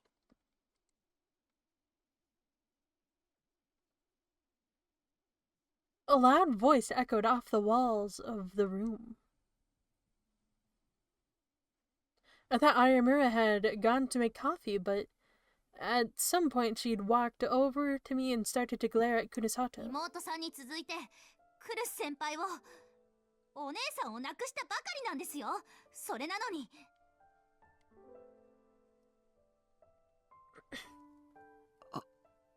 有村。Come to think of it, she'd been really worried about Kurisu, so I'd promised that I would find her. So, why? Why did this happen? She glanced at me for an instant, and her lips were trembling. もう少し言い方があるでしょ、久野里さん。相変わらずだな、お前は。何がですか？兄弟のこととなるとすぐにカッとなる。Ayamura swallowed her words. It was as if she'd been stabbed. She clenched her fist tight, as if trying to stop herself from doing something she might regret. 私は優しくできる人間が限られている。その中にお前たちギガロマニアックスは入ってないんだよ。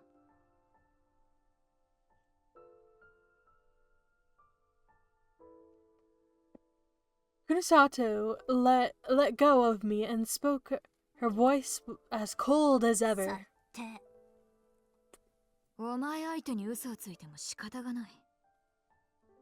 私は犯人を捕まえて、その裏にあるものを暴き出せればそれでいいんだ。だからって。Bzzz. Ayamura's phone vibrated in her pocket. She looked annoyed when she took it out, but her expression changed when she saw the screen. She tapped the screen and put the phone up to her ear. もしもし、ウキ？大丈夫？そっか。あ、ちょっと待って。その前に花に代わって。Uki? Hannah? Come to think of it, where were they right now? Was something terrible happening to them because of me? Ayamura was speaking crisply and clearly into the phone, while I was still struggling to even think. She reminded me a lot of Kurisu. 花、聞いてるよね。こっちはまだ動きようがないの。だから、そのままウキとユウトくんについててあげて。ユウトくんもだけど、ウキ、かなり参ってるから、お願い。じゃあ、ウキを出して。Then she handed me the phone. 宮代先輩の声、聞きたいって言ってます。何か話してあげてください。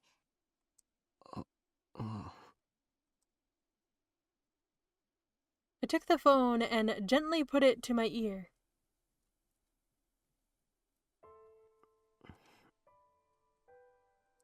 Hello? タクルさんですか？ウキです。 Her voice was even weaker than usual. I could hear a tiny noise behind ご her. めんな、ウキ。僕のせいで。いえ、私は大丈夫です。でも、マスコミの人がものすごく増えて、あと、警察の人が来て、タクルさんの部屋や、ののさんの部屋をいろいろ探していて、それに、先生がどこかへ行ったっきり帰ってこなくて、私、どうすればいいのか、もうわからなくて。Dad hadn't come back? Were the police still questioning him? ごめんな。私こそ、すいません。 I heard a tiny sniffle on the other end. タクルさんの方が大変なのに、私しっかりしなきゃいけませんよね。今は私がユウトくんのお姉さんなんだから。 Her voice was strong, but I could still hear the tears. 宮代先輩、そろそろ。青葉寮にいる警官が会話を聞きつけたらまずいです。バレます。Ayamura took the phone from me. She talked with Uki a little while more, then hung up.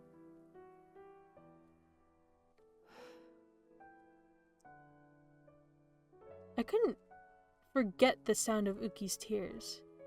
And then I finally realized that all I'd done was apologize. I hadn't said anything to make her feel better. My home, Aoba Dorm, was being ripped apart by police officers looking for clues. I couldn't imagine Uki and I could imagine Uki and Yuto there, sobbing and not knowing what to do.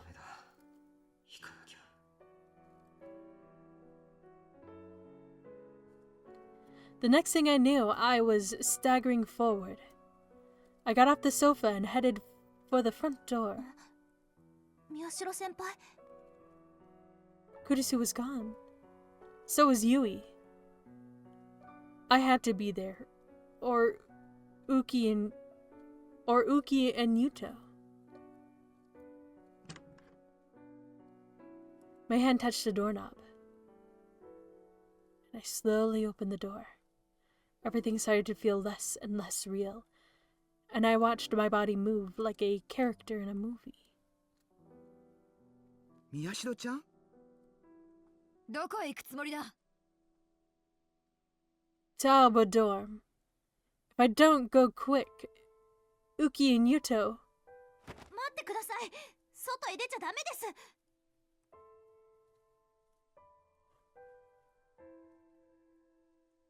Ayamura grabbed my arm. 報道ではまだ写真は出てませんけど、ネットにはあちこちに顔写真が貼られてしまってるんです。話してくれ。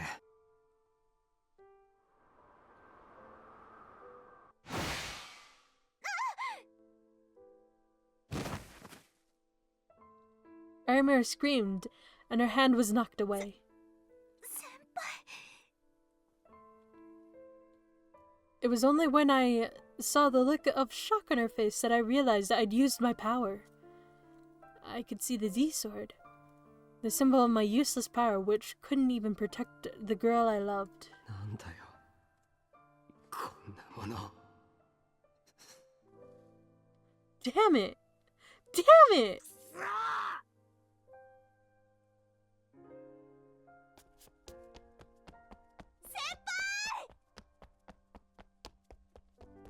My body started running on its own. I ran out of Frieza without knowing what would happen if I left.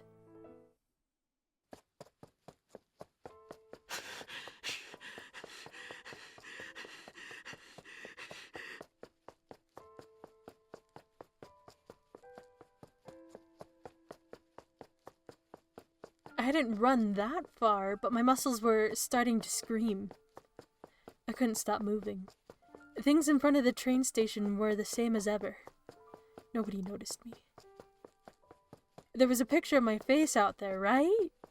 So why didn't anyone notice me? I didn't understand. Had it all really happened? Or did everyone not know what had happened yesterday night?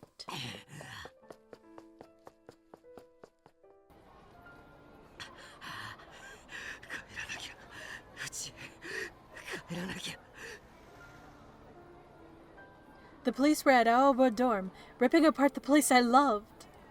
They decided I was the killer and that they'd even searched Nono's room.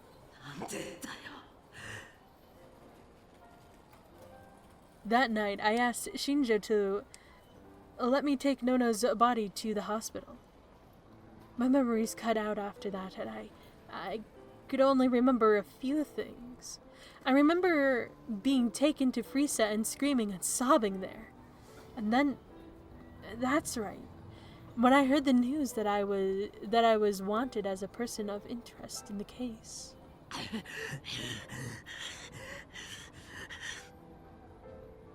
God damn it! Damn it! Momose had given me something to drink and some medicine. It was probably a sleeping pill or something. To calm me down, to keep me quiet. I didn't want to sleep. Because Kurisu, the one I loved, was dead. And it was Seriko Onoe, my childhood friend, who'd killed her. How could I sleep? But I spent the whole day on the sofa asleep.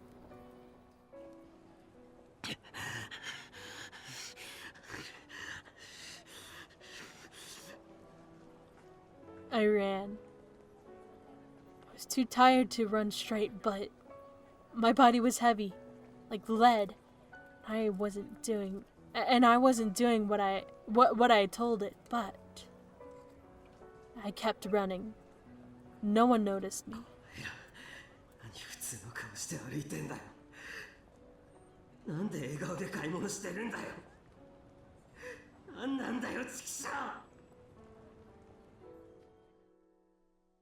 A Warren? What the hell? Why would I kill Nono? I staggered, tripped, and fell. I must have skinned my knee because it started to feel like it was burning.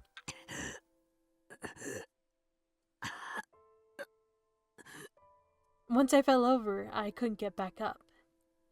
It was all I could do to roll over, and then I realized that I knew this place. What is it? What's this place? A corner. Ah, yeah, I know this corner. I looked around and shivered. This was the place. Ah. This was the place where my best friend had carved my little sister into tiny little pieces. I felt a sudden strong urge to vomit.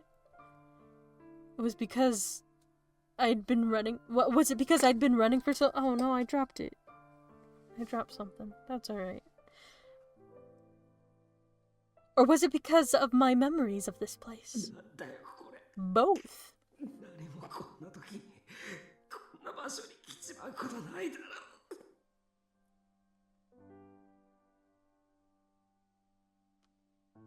I thought I'd been running the right way, but I was in such a hurry that I'd taken a wrong turn. If this was some kind of trick that God was playing, what the hell was bringing me here for? Was this his way of telling me that I could go back to that night and reset everything? But that was impossible. With every passing hour, things got worse, and there was no changing the past.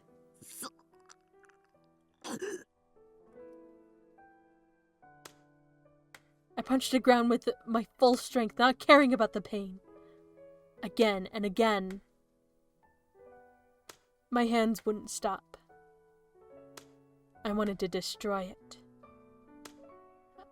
But I did want to destroy the ground, but did I want to destroy the ground with my hand? Or maybe myself, or the way I was feeling.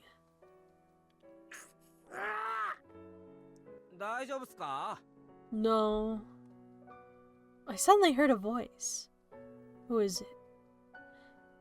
I looked up and saw two boys about college age.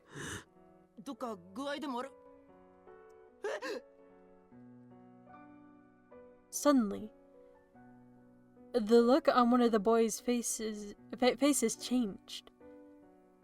He stepped back and dragged the other way. なんだよ。やべえって。だから何が。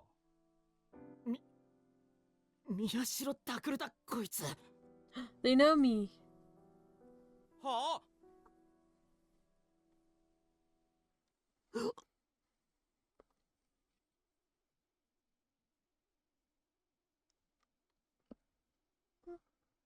I stood up in surprise. I had no idea who these people were, which meant that my photo really was on the internet. I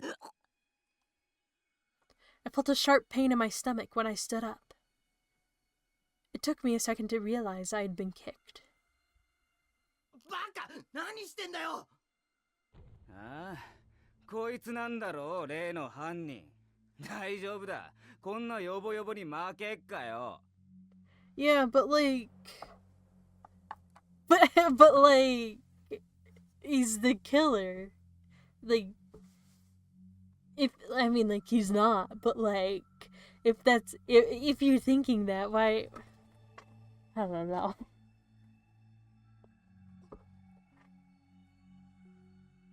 待てって！今警察呼ぶから！んな必要ねえよ！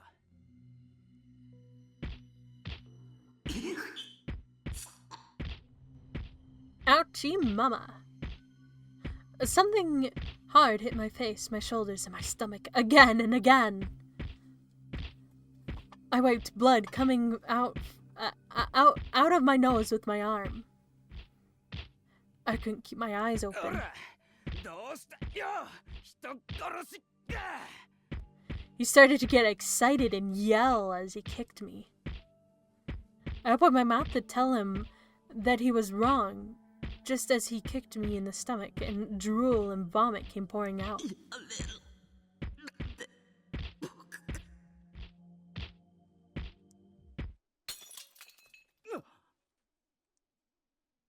I heard the sound of shattering glass, and the impact stopped. おいこら、ガキども。世の大事な友人に何してくれてんだ？ああ。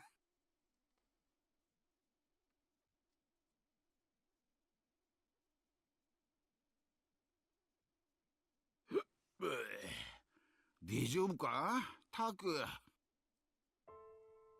Yen took me by a quiet, lonely route to his fortress, Mayashita Park. Of course, the police had come to the park in droves as well, but Gen and the other homeless had told them nothing. 当たり前だろう。世の国は腹からを見捨てたりはしねえ。Thanks to them, the cops didn't even know which trailer house was mine yet. Otherwise, I wouldn't have been able to come here. It felt like a long, long time since I'd come here, even though it hadn't been that long at all. The two boys who attacked me must have called the cops because I could hear sirens going by in the distance. This place probably wouldn't be safe forever either. たくよ。 Gen took out another bottle of liquor and started to sip from it. Gen fell silent. He looked at me like he was trying to work himself up to say something and then looked away and took another drink. I'd never seen him like this before. I wrapped my arms around my aching body and waited for him to speak. And after a long time, ジョーちゃんのこと聞いたぞ。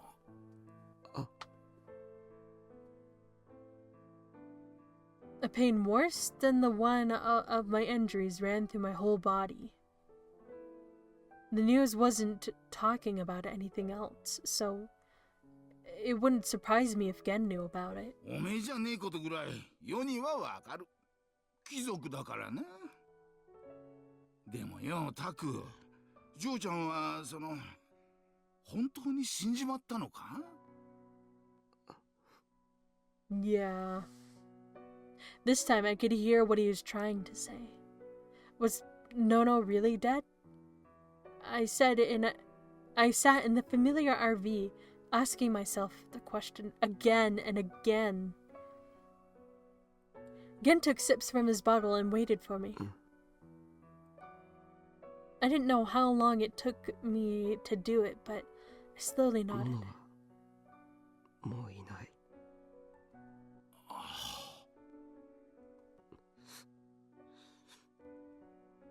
I looked down, feeling like I'd admitted some horrible, unfixable mistake. なんでだ？ジョーちゃんは幸せにならなきゃいけねえ子だろうがよ。I couldn't lift my head at all, but for some reason I didn't cry.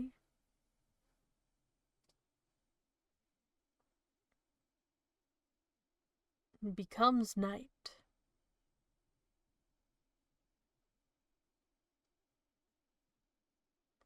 The sun set, and another hour passed. I never did make it back to Alba dorm.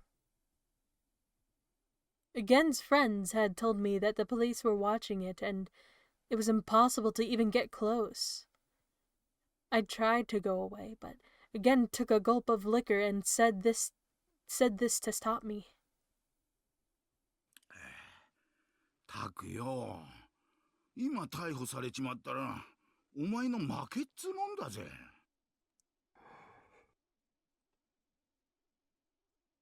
それこそおめえを待ってるジョーちゃんたちがビービー泣くんじゃねえのか？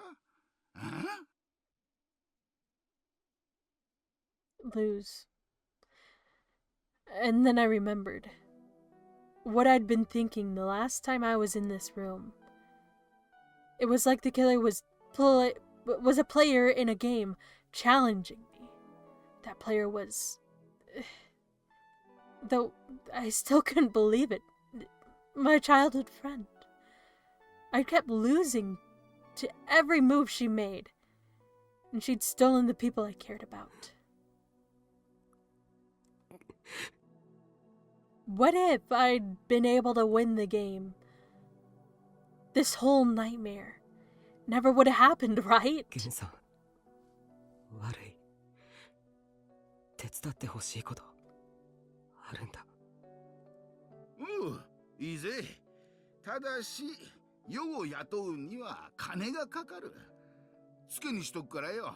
全部終わったらちゃんと払えよ。Gen gulped down the last of the alcohol from his cup.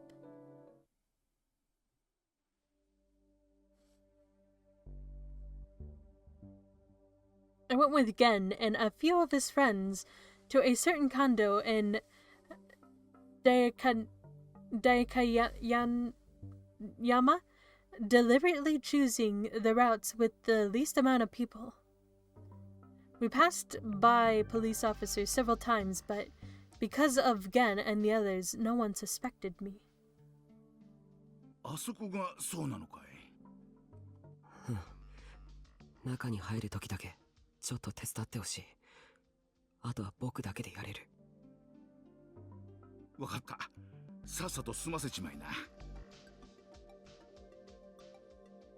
This was Serika's house. It was where I'd been headed on the last night I saw Kurusu. I'd come a few times, though, not often.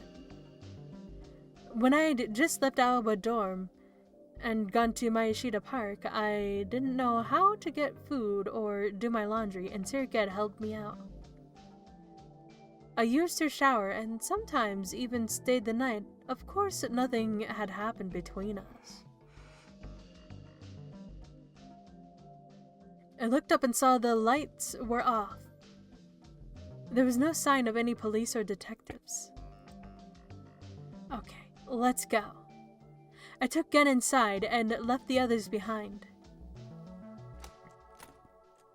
They'll stay down there and hold everyone off. Anyone trying to walk into the building, even if they live in there and they gotta go into the... yeah. Yep. I went to Serika's room and used my power to break all the locks. I'd taken Gen with me because I couldn't real boot my power on its own.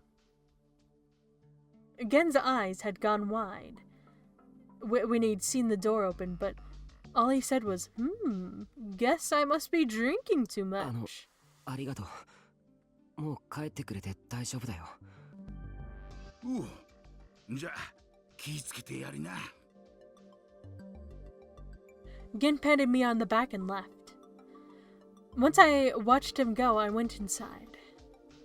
I tried to sense if someone was in the room before I turned the lights on. There was no one, including Serika. Once I was sure I was alone, I turned on the switch. Wow. This is a nice place. A big TV?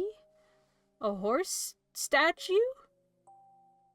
That's all you need in a place you live?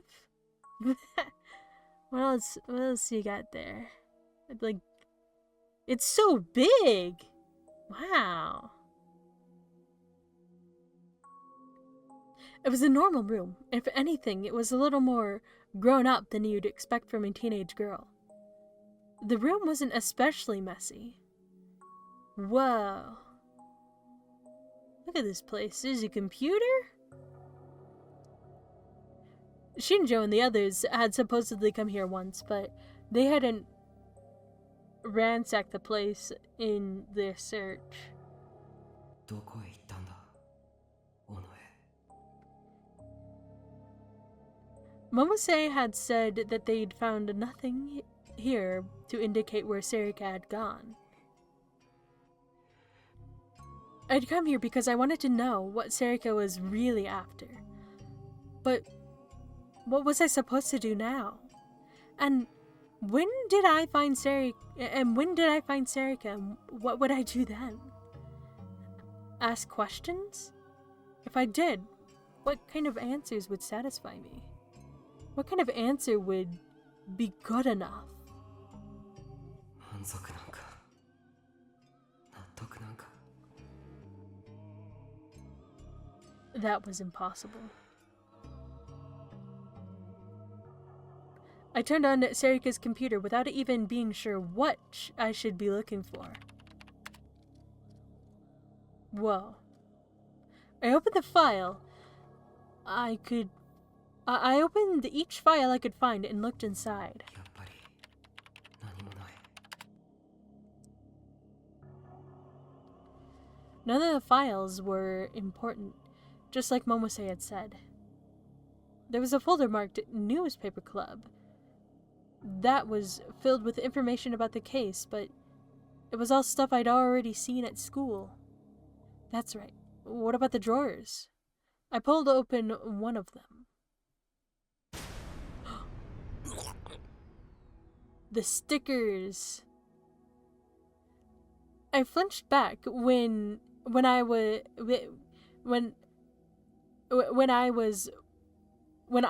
what was inside. Sumo stickers. And not just one or two. There were tons. And all of them were the real 11th Rosech. なんでここに I barely managed to look away before my vision dimmed and I passed out. When the stickers disappeared from my field of vision, I forced myself to take control before the horrible delusion came over me. Sweat beaded down my forehead. I quickly tried to shut the door, but then I heard a metallic sound inside. I rummaged through the drawer with my hand, taking care not to look at the stickers. I touched something hard and flat. I pulled it out and quickly slammed the drawer shut. なんだこれ I don't know. Why are you asking me?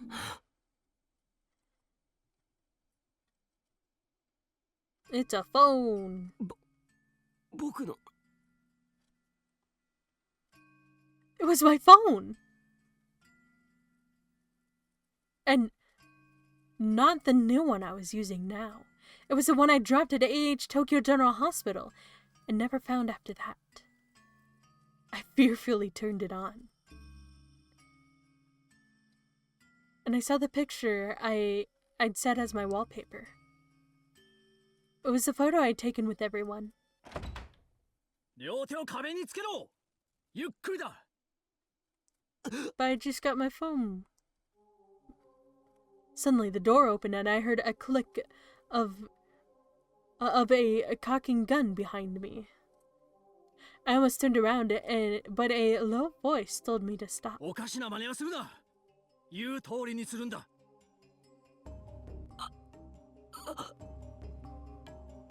Oh no. That was definitely a cop. Was I going to be arrested here? If I was, what would be the end? That would be the end of everything. I wouldn't be able to escape no matter what excuse I tried to make. ユドウキ父さんごめん僕はもう家には帰れそうにない You're a giglomaniac. If you use your power, you can escape, especially a tempting voice said from somewhere in my mind. But if I ran here, it would mean I was the killer. If it ever went to trial, it would look bad. だったらさ、殺しちゃえば OK だよ、タク。今なら目撃者もいないしね。 You're right. I heard a voice I recognized in my head. Was I hallucinating from exhaustion? Or was she using telepathy? 貴様、こんなところで一体何を。 The man I thought was a police officer suddenly sounded surprised. 宮代くんか。 It was only then I realized who it was. I twisted my upper body to look at who was behind me. I twisted it in like a 180, like I spun around. 新庄さん。やっぱり宮代くんじゃないか。 It is. 新庄さん。 I almost collapsed from relief. Shinjo put his gun away and sighed as he walked over to me. まったく君はいつもいつも。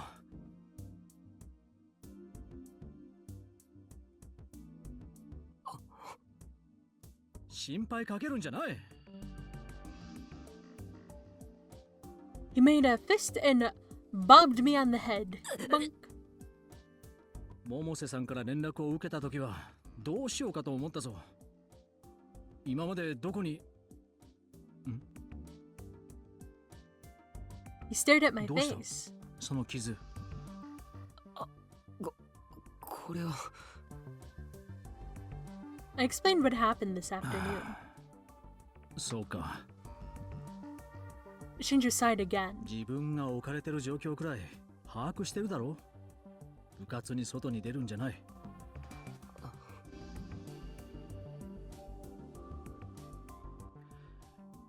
それでここには何をしに来たんだ。 After a long enough pause that Shinjo started to get suspicious, I answered him honestly. わかりません。何？探すつもりでした。あいつを。でも、探してどうしたいのか、だんだんわからなくなって。Why had Sarika done this? Was she really responsible for everything else that had happened too? If she had said yes, would I believe her?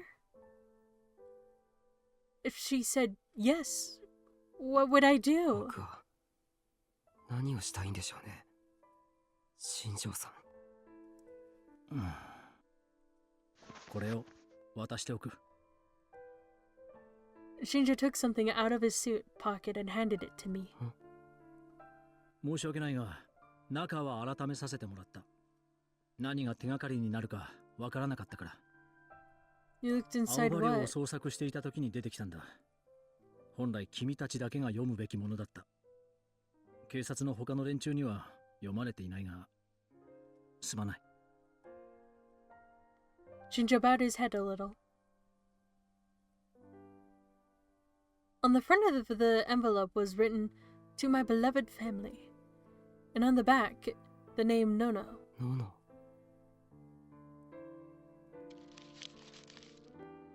I opened the envelope, and there were several sheets of paper inside. They were covered with rows of neatly handwritten 大 words. 切な家族。大切な家族へ。もしもの時のためにこれを書いていきます。今までありがとう。私の部屋に残っているものは好きに使ってください。家具はできれば次に家族になる人のため処分しないでくれると嬉しいです。父さんへ。病院の仕事を手伝えなくなってごめんなさい。やりかけていた事務の書類は診察室の引き出しの中に入れておきました。借りていたままの医学書は私の部屋の本棚に置いてあります。そういえば私が看護師になりたいって相談した時、父さんは一言「ああそうか」としか言いませんでしたね。あの時は反対されてるのかなってちょっとしょげたりもしたけど、父さん、私の進路志望なんてとうの昔に知っていたんですってね。私と患者さんが話してるのを聞いた？それともなんとなく分かってたのかな。きっかけはタクルのリハビリの手伝いをしていた時に父さんに言われた言葉。独学なのにやるじゃないか、なかなかだぞという一言でした。きっと父親というのはそういうものなんでしょう。父さんが作った家のルール、私は好きでした。ありがとう。くれぐれも飲みすぎには注意してください。ゆうとウキへ。大変な時なのにこんなことになってしまってごめんね。ゆいのことは言い訳のしようもありません。止めることができなかった私の責任です。ゆうと、口うるさいお姉ちゃんでごめんね。今になって思うとちょっと厳しすぎたかなと思っています。Look at that fluffy cat stuffed animal over there. It's so big and fluffy. あなたは男の子なんだから、 Off もっ topic, と but 自由にやりたかったでしょうね。ウキ、家族にとって一緒にいた時間の長さなんて私は関係ないと思っています。大切なのは目の前でどれだけ泣いたり怒ったりしたか、どれだけみっともないところを見せ合って、どれだけ気持ちを積み重ねることができたかだと思います。あなたはタクルの妹で、ユウトのお姉さんで、父さんの娘。女の子一人じゃ大変だと思うけど、よろしくお願いね。そしてタクルへ。あなたと約束したのに破ってしまってごめんなさい。結局私はいけない姉でした。これがどんな結果になるかわかりません。いえ、たとえどんな結果になったとしてもきっとあなたは納得できないでしょう。でももし私に何かあったとしても絶対に復讐しようなんて思わないで。今回の well, こと too late. 間違いなくあの子が関係しているからあなたは理由が気になるでしょう。でもそれを探ろうとしないで。とにかく危険なことはしないで。できることならもう能力のことは忘れてほしい。学校でもっと友達を作って彼女も見つけて、その子のために素敵な男の子になりなさい。あなたがいつもバカにしているようなどうでもいい話でもしながら楽しいデートをしなさい。あなたが時間の無駄だと思っているようなどうでもいい遊びを友達と一緒にしなさい。だって文化祭の準備をしているあなたは楽しそうに見えたもの。家でユイやユウとの話に付き合っているあなたもね。私、あなたが他の人と自分は違うって口癖のように言うたびに、なぜそこまで意地になるんだろうっていつも不思議に思ってた。確かにあなたには他の人にない力がある。他の人が言う普通とは家庭環境だって違うかもしれない。でもだからといってムキになって自分を孤独の中へ閉じ込めるのはどうかなって思う。私にはあなたがたくさんの人の中に埋もれてしまうのを怖がっているように見えた。埋もれてしまう程度の自分だと思いたくない。そんな風に怯えているように見えた。でも私はそうは思わない。私の中であなたは埋もれたりしない。たとえあなたがみんなと同じように遊んだりしていても。だって私の大事な家族だから。あ、でも髪は染めてほしくないな。タクルには絶対に似合わないと思うし。 How こ do れ you は know? 余談。What would be a terrible color to dye your hair? I don't know. Like that video where he goes, I don't care what it is, just so long as it isn't pink or blue, and they get the pink and blue dye in his hair. Ow! My cat's scratching me. Are you scratching? There you go. I scratched your ears. Except that was better than your claws.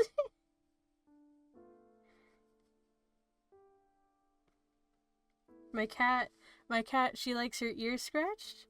And not pretty much just her ears. Her chin a little. And her cheek. She likes her cheeks scratched. 最後にタクルにずっと聞いてほしかった大切なこと、ここに書き残そうと思ったけれどダメでした。許してください。いつかどこかでそれを知ったとき、あなたはきっと私のことを軽蔑し、そして嫌うでしょう。でもどうか私がタクルのことを思う心だけは疑わないでください。私はあなたのことが好きです。この気持ちだけは嘘じゃないと信じてもらえるなら、それだけで私は幸せです。そろそろ行かなきゃいけない時間になりました。勝手なことしてごめんね、タクル。もう一度言うけれど、復讐なんて絶対に考えないで、危険なことはしないで。何もかも忘れて、他の人と同じ日常を、だけど埋もれないように、強く、しっかりと過ごしていってください。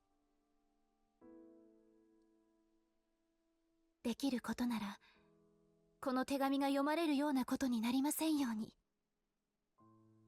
2015年11月3日。のの。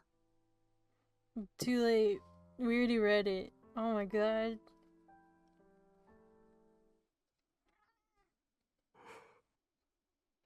Did my cat show up? did you hear her meow? She's like, yeah! She had to put her 2 cents in, don't ya? The key.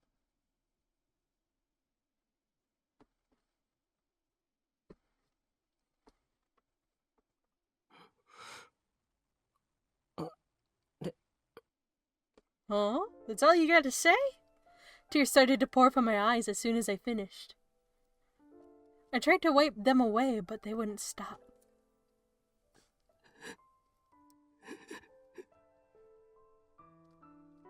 I fell to the floor, holding Nona's letter in my hand. No matter how hard I tried, I couldn't stop sobbing. As I cried aloud in my mind, I was apologizing to Nona over and over again. November 5th, 2015, Thursday. Same time. Frieza Incorporated. そう、わかったわ。宮代ちゃん、犯人の子の家にいたそうよ。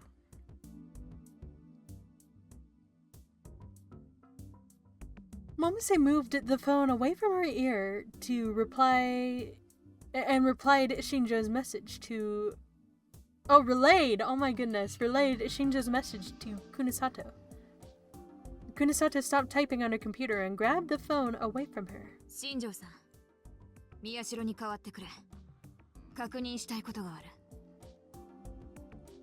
She must have not liked the answer she got back because she looked annoyed. だったら、なるべく早くこちらに連れてきてくれ。大まかにだが、データの洗い出しと検索が終わった。結果は、今そっちにメールで送った。落ち込んでいる時間などないと、尻を叩いておいてくれ。Momose arched her eyebrow as Kunisato hung up. ちょっと厳しいんじゃない？事実です。It's not what I meant. That's not what I meant. That's not what I meant, Momose began. 近しい人が亡くなってしまった気持ちはミオちゃんも知ってるじゃない。 Kunasato looked down as if searching her own feelings. But then she looked up like nothing had happened and turned back to her computer. 私は利己主義ですから。失恋した男女同士がくっつくような傷の舐め合いはヘドが出ます。同情するのもされるのもごめんです。舐め合いかどうかはともかく、私は同情って優しさだと思ってるわよ。気持ちはわかる。だから頑張れという言葉ほど人を突き放すものはないと思いますが。何も言わなくていいのよ。そういうのは自然に伝わるもんだから。きちんとそうすることができる人を大人っていうの。Kunasato chuckled as she looked at the screen. 私は未成年です。And then Momose chuckled too. それが問題なのよね。She sighed.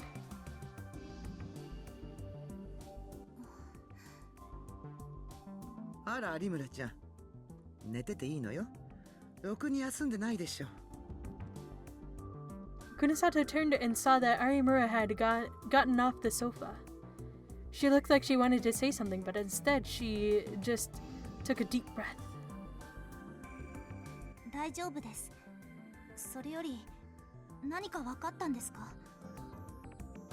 Arimura looked genuinely relieved when she heard that they'd found Mayashiro. そうですか。よかった。有村、お前、尾上の過去を聞いたことはあるか？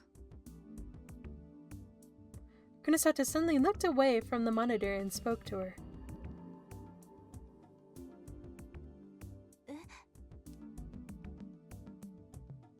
尾上の過去だ。そうだな。例えば小学生の時の話とか。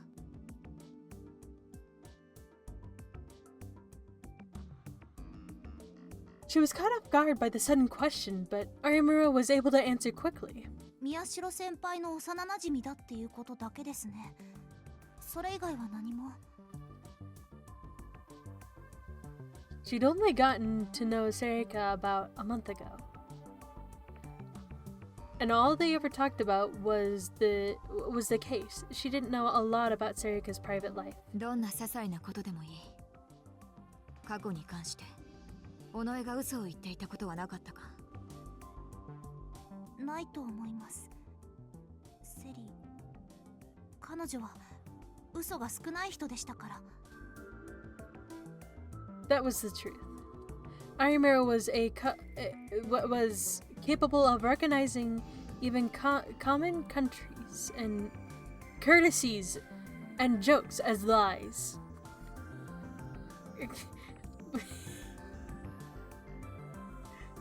It's just not a good reading day today, I guess. That's why she knew how filled with lies most people's conversations were. And that was the real reason why everything she said at school was a joke. Nothing made her more upset than when she was talking about something serious, and the person she was speaking with responded with a lie. That's why she told jokes. Everyone around her joked back. It was a lot easier that way. But out of all the people she knew, Ito and Serika from the newspaper club were some of the ones who lied the least. They just weren't good at it. But to Arimura, that was a greater blessing than the others could imagine.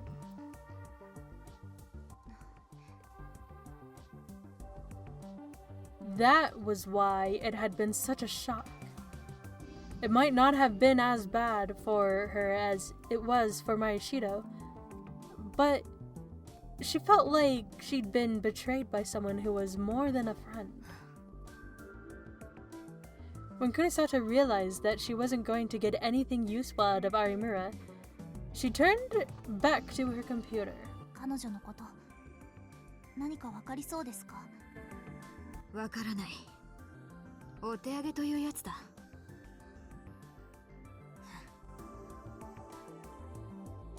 She sighed and flicked the monitor with her fingers. ここは調査会社だ。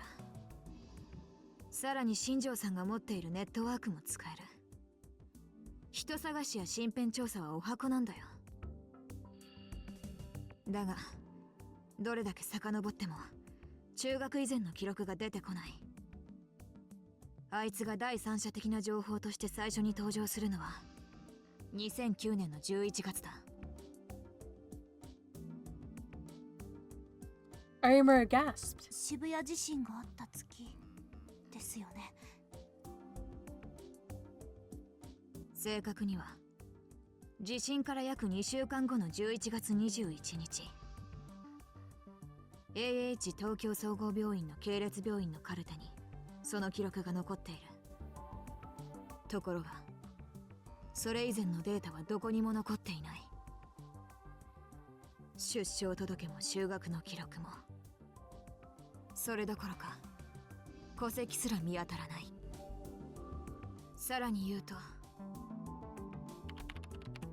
Kunisata's face took an even sterner look as she called up another medical chart.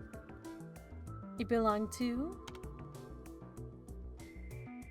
Takeru Maeshiro. Whoa. すいません。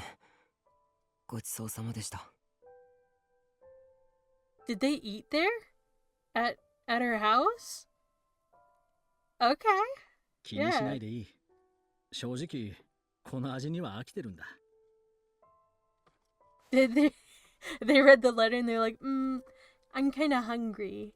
Oh, hey, there's food in the fridge. Let's eat that. After I finished eating, the calorie block, Shinja threw the wrapper in the trash. Whenever he was running around on a case, he always kept 2 or 3 with him, he said. I ate them a lot too, so I knew what he meant about being sick of them. 僕もチョコ味をよく食べてます。そうか。I didn't know how long I'd been crying, but it was the first time I cried until my lungs and throat hurt. Shinjo had offered me a handkerchief and quietly waited a long time for me to finish. After I had fallen silent, I couldn't find any new tears to wipe away with the handkerchief. My stomach suddenly rumbled.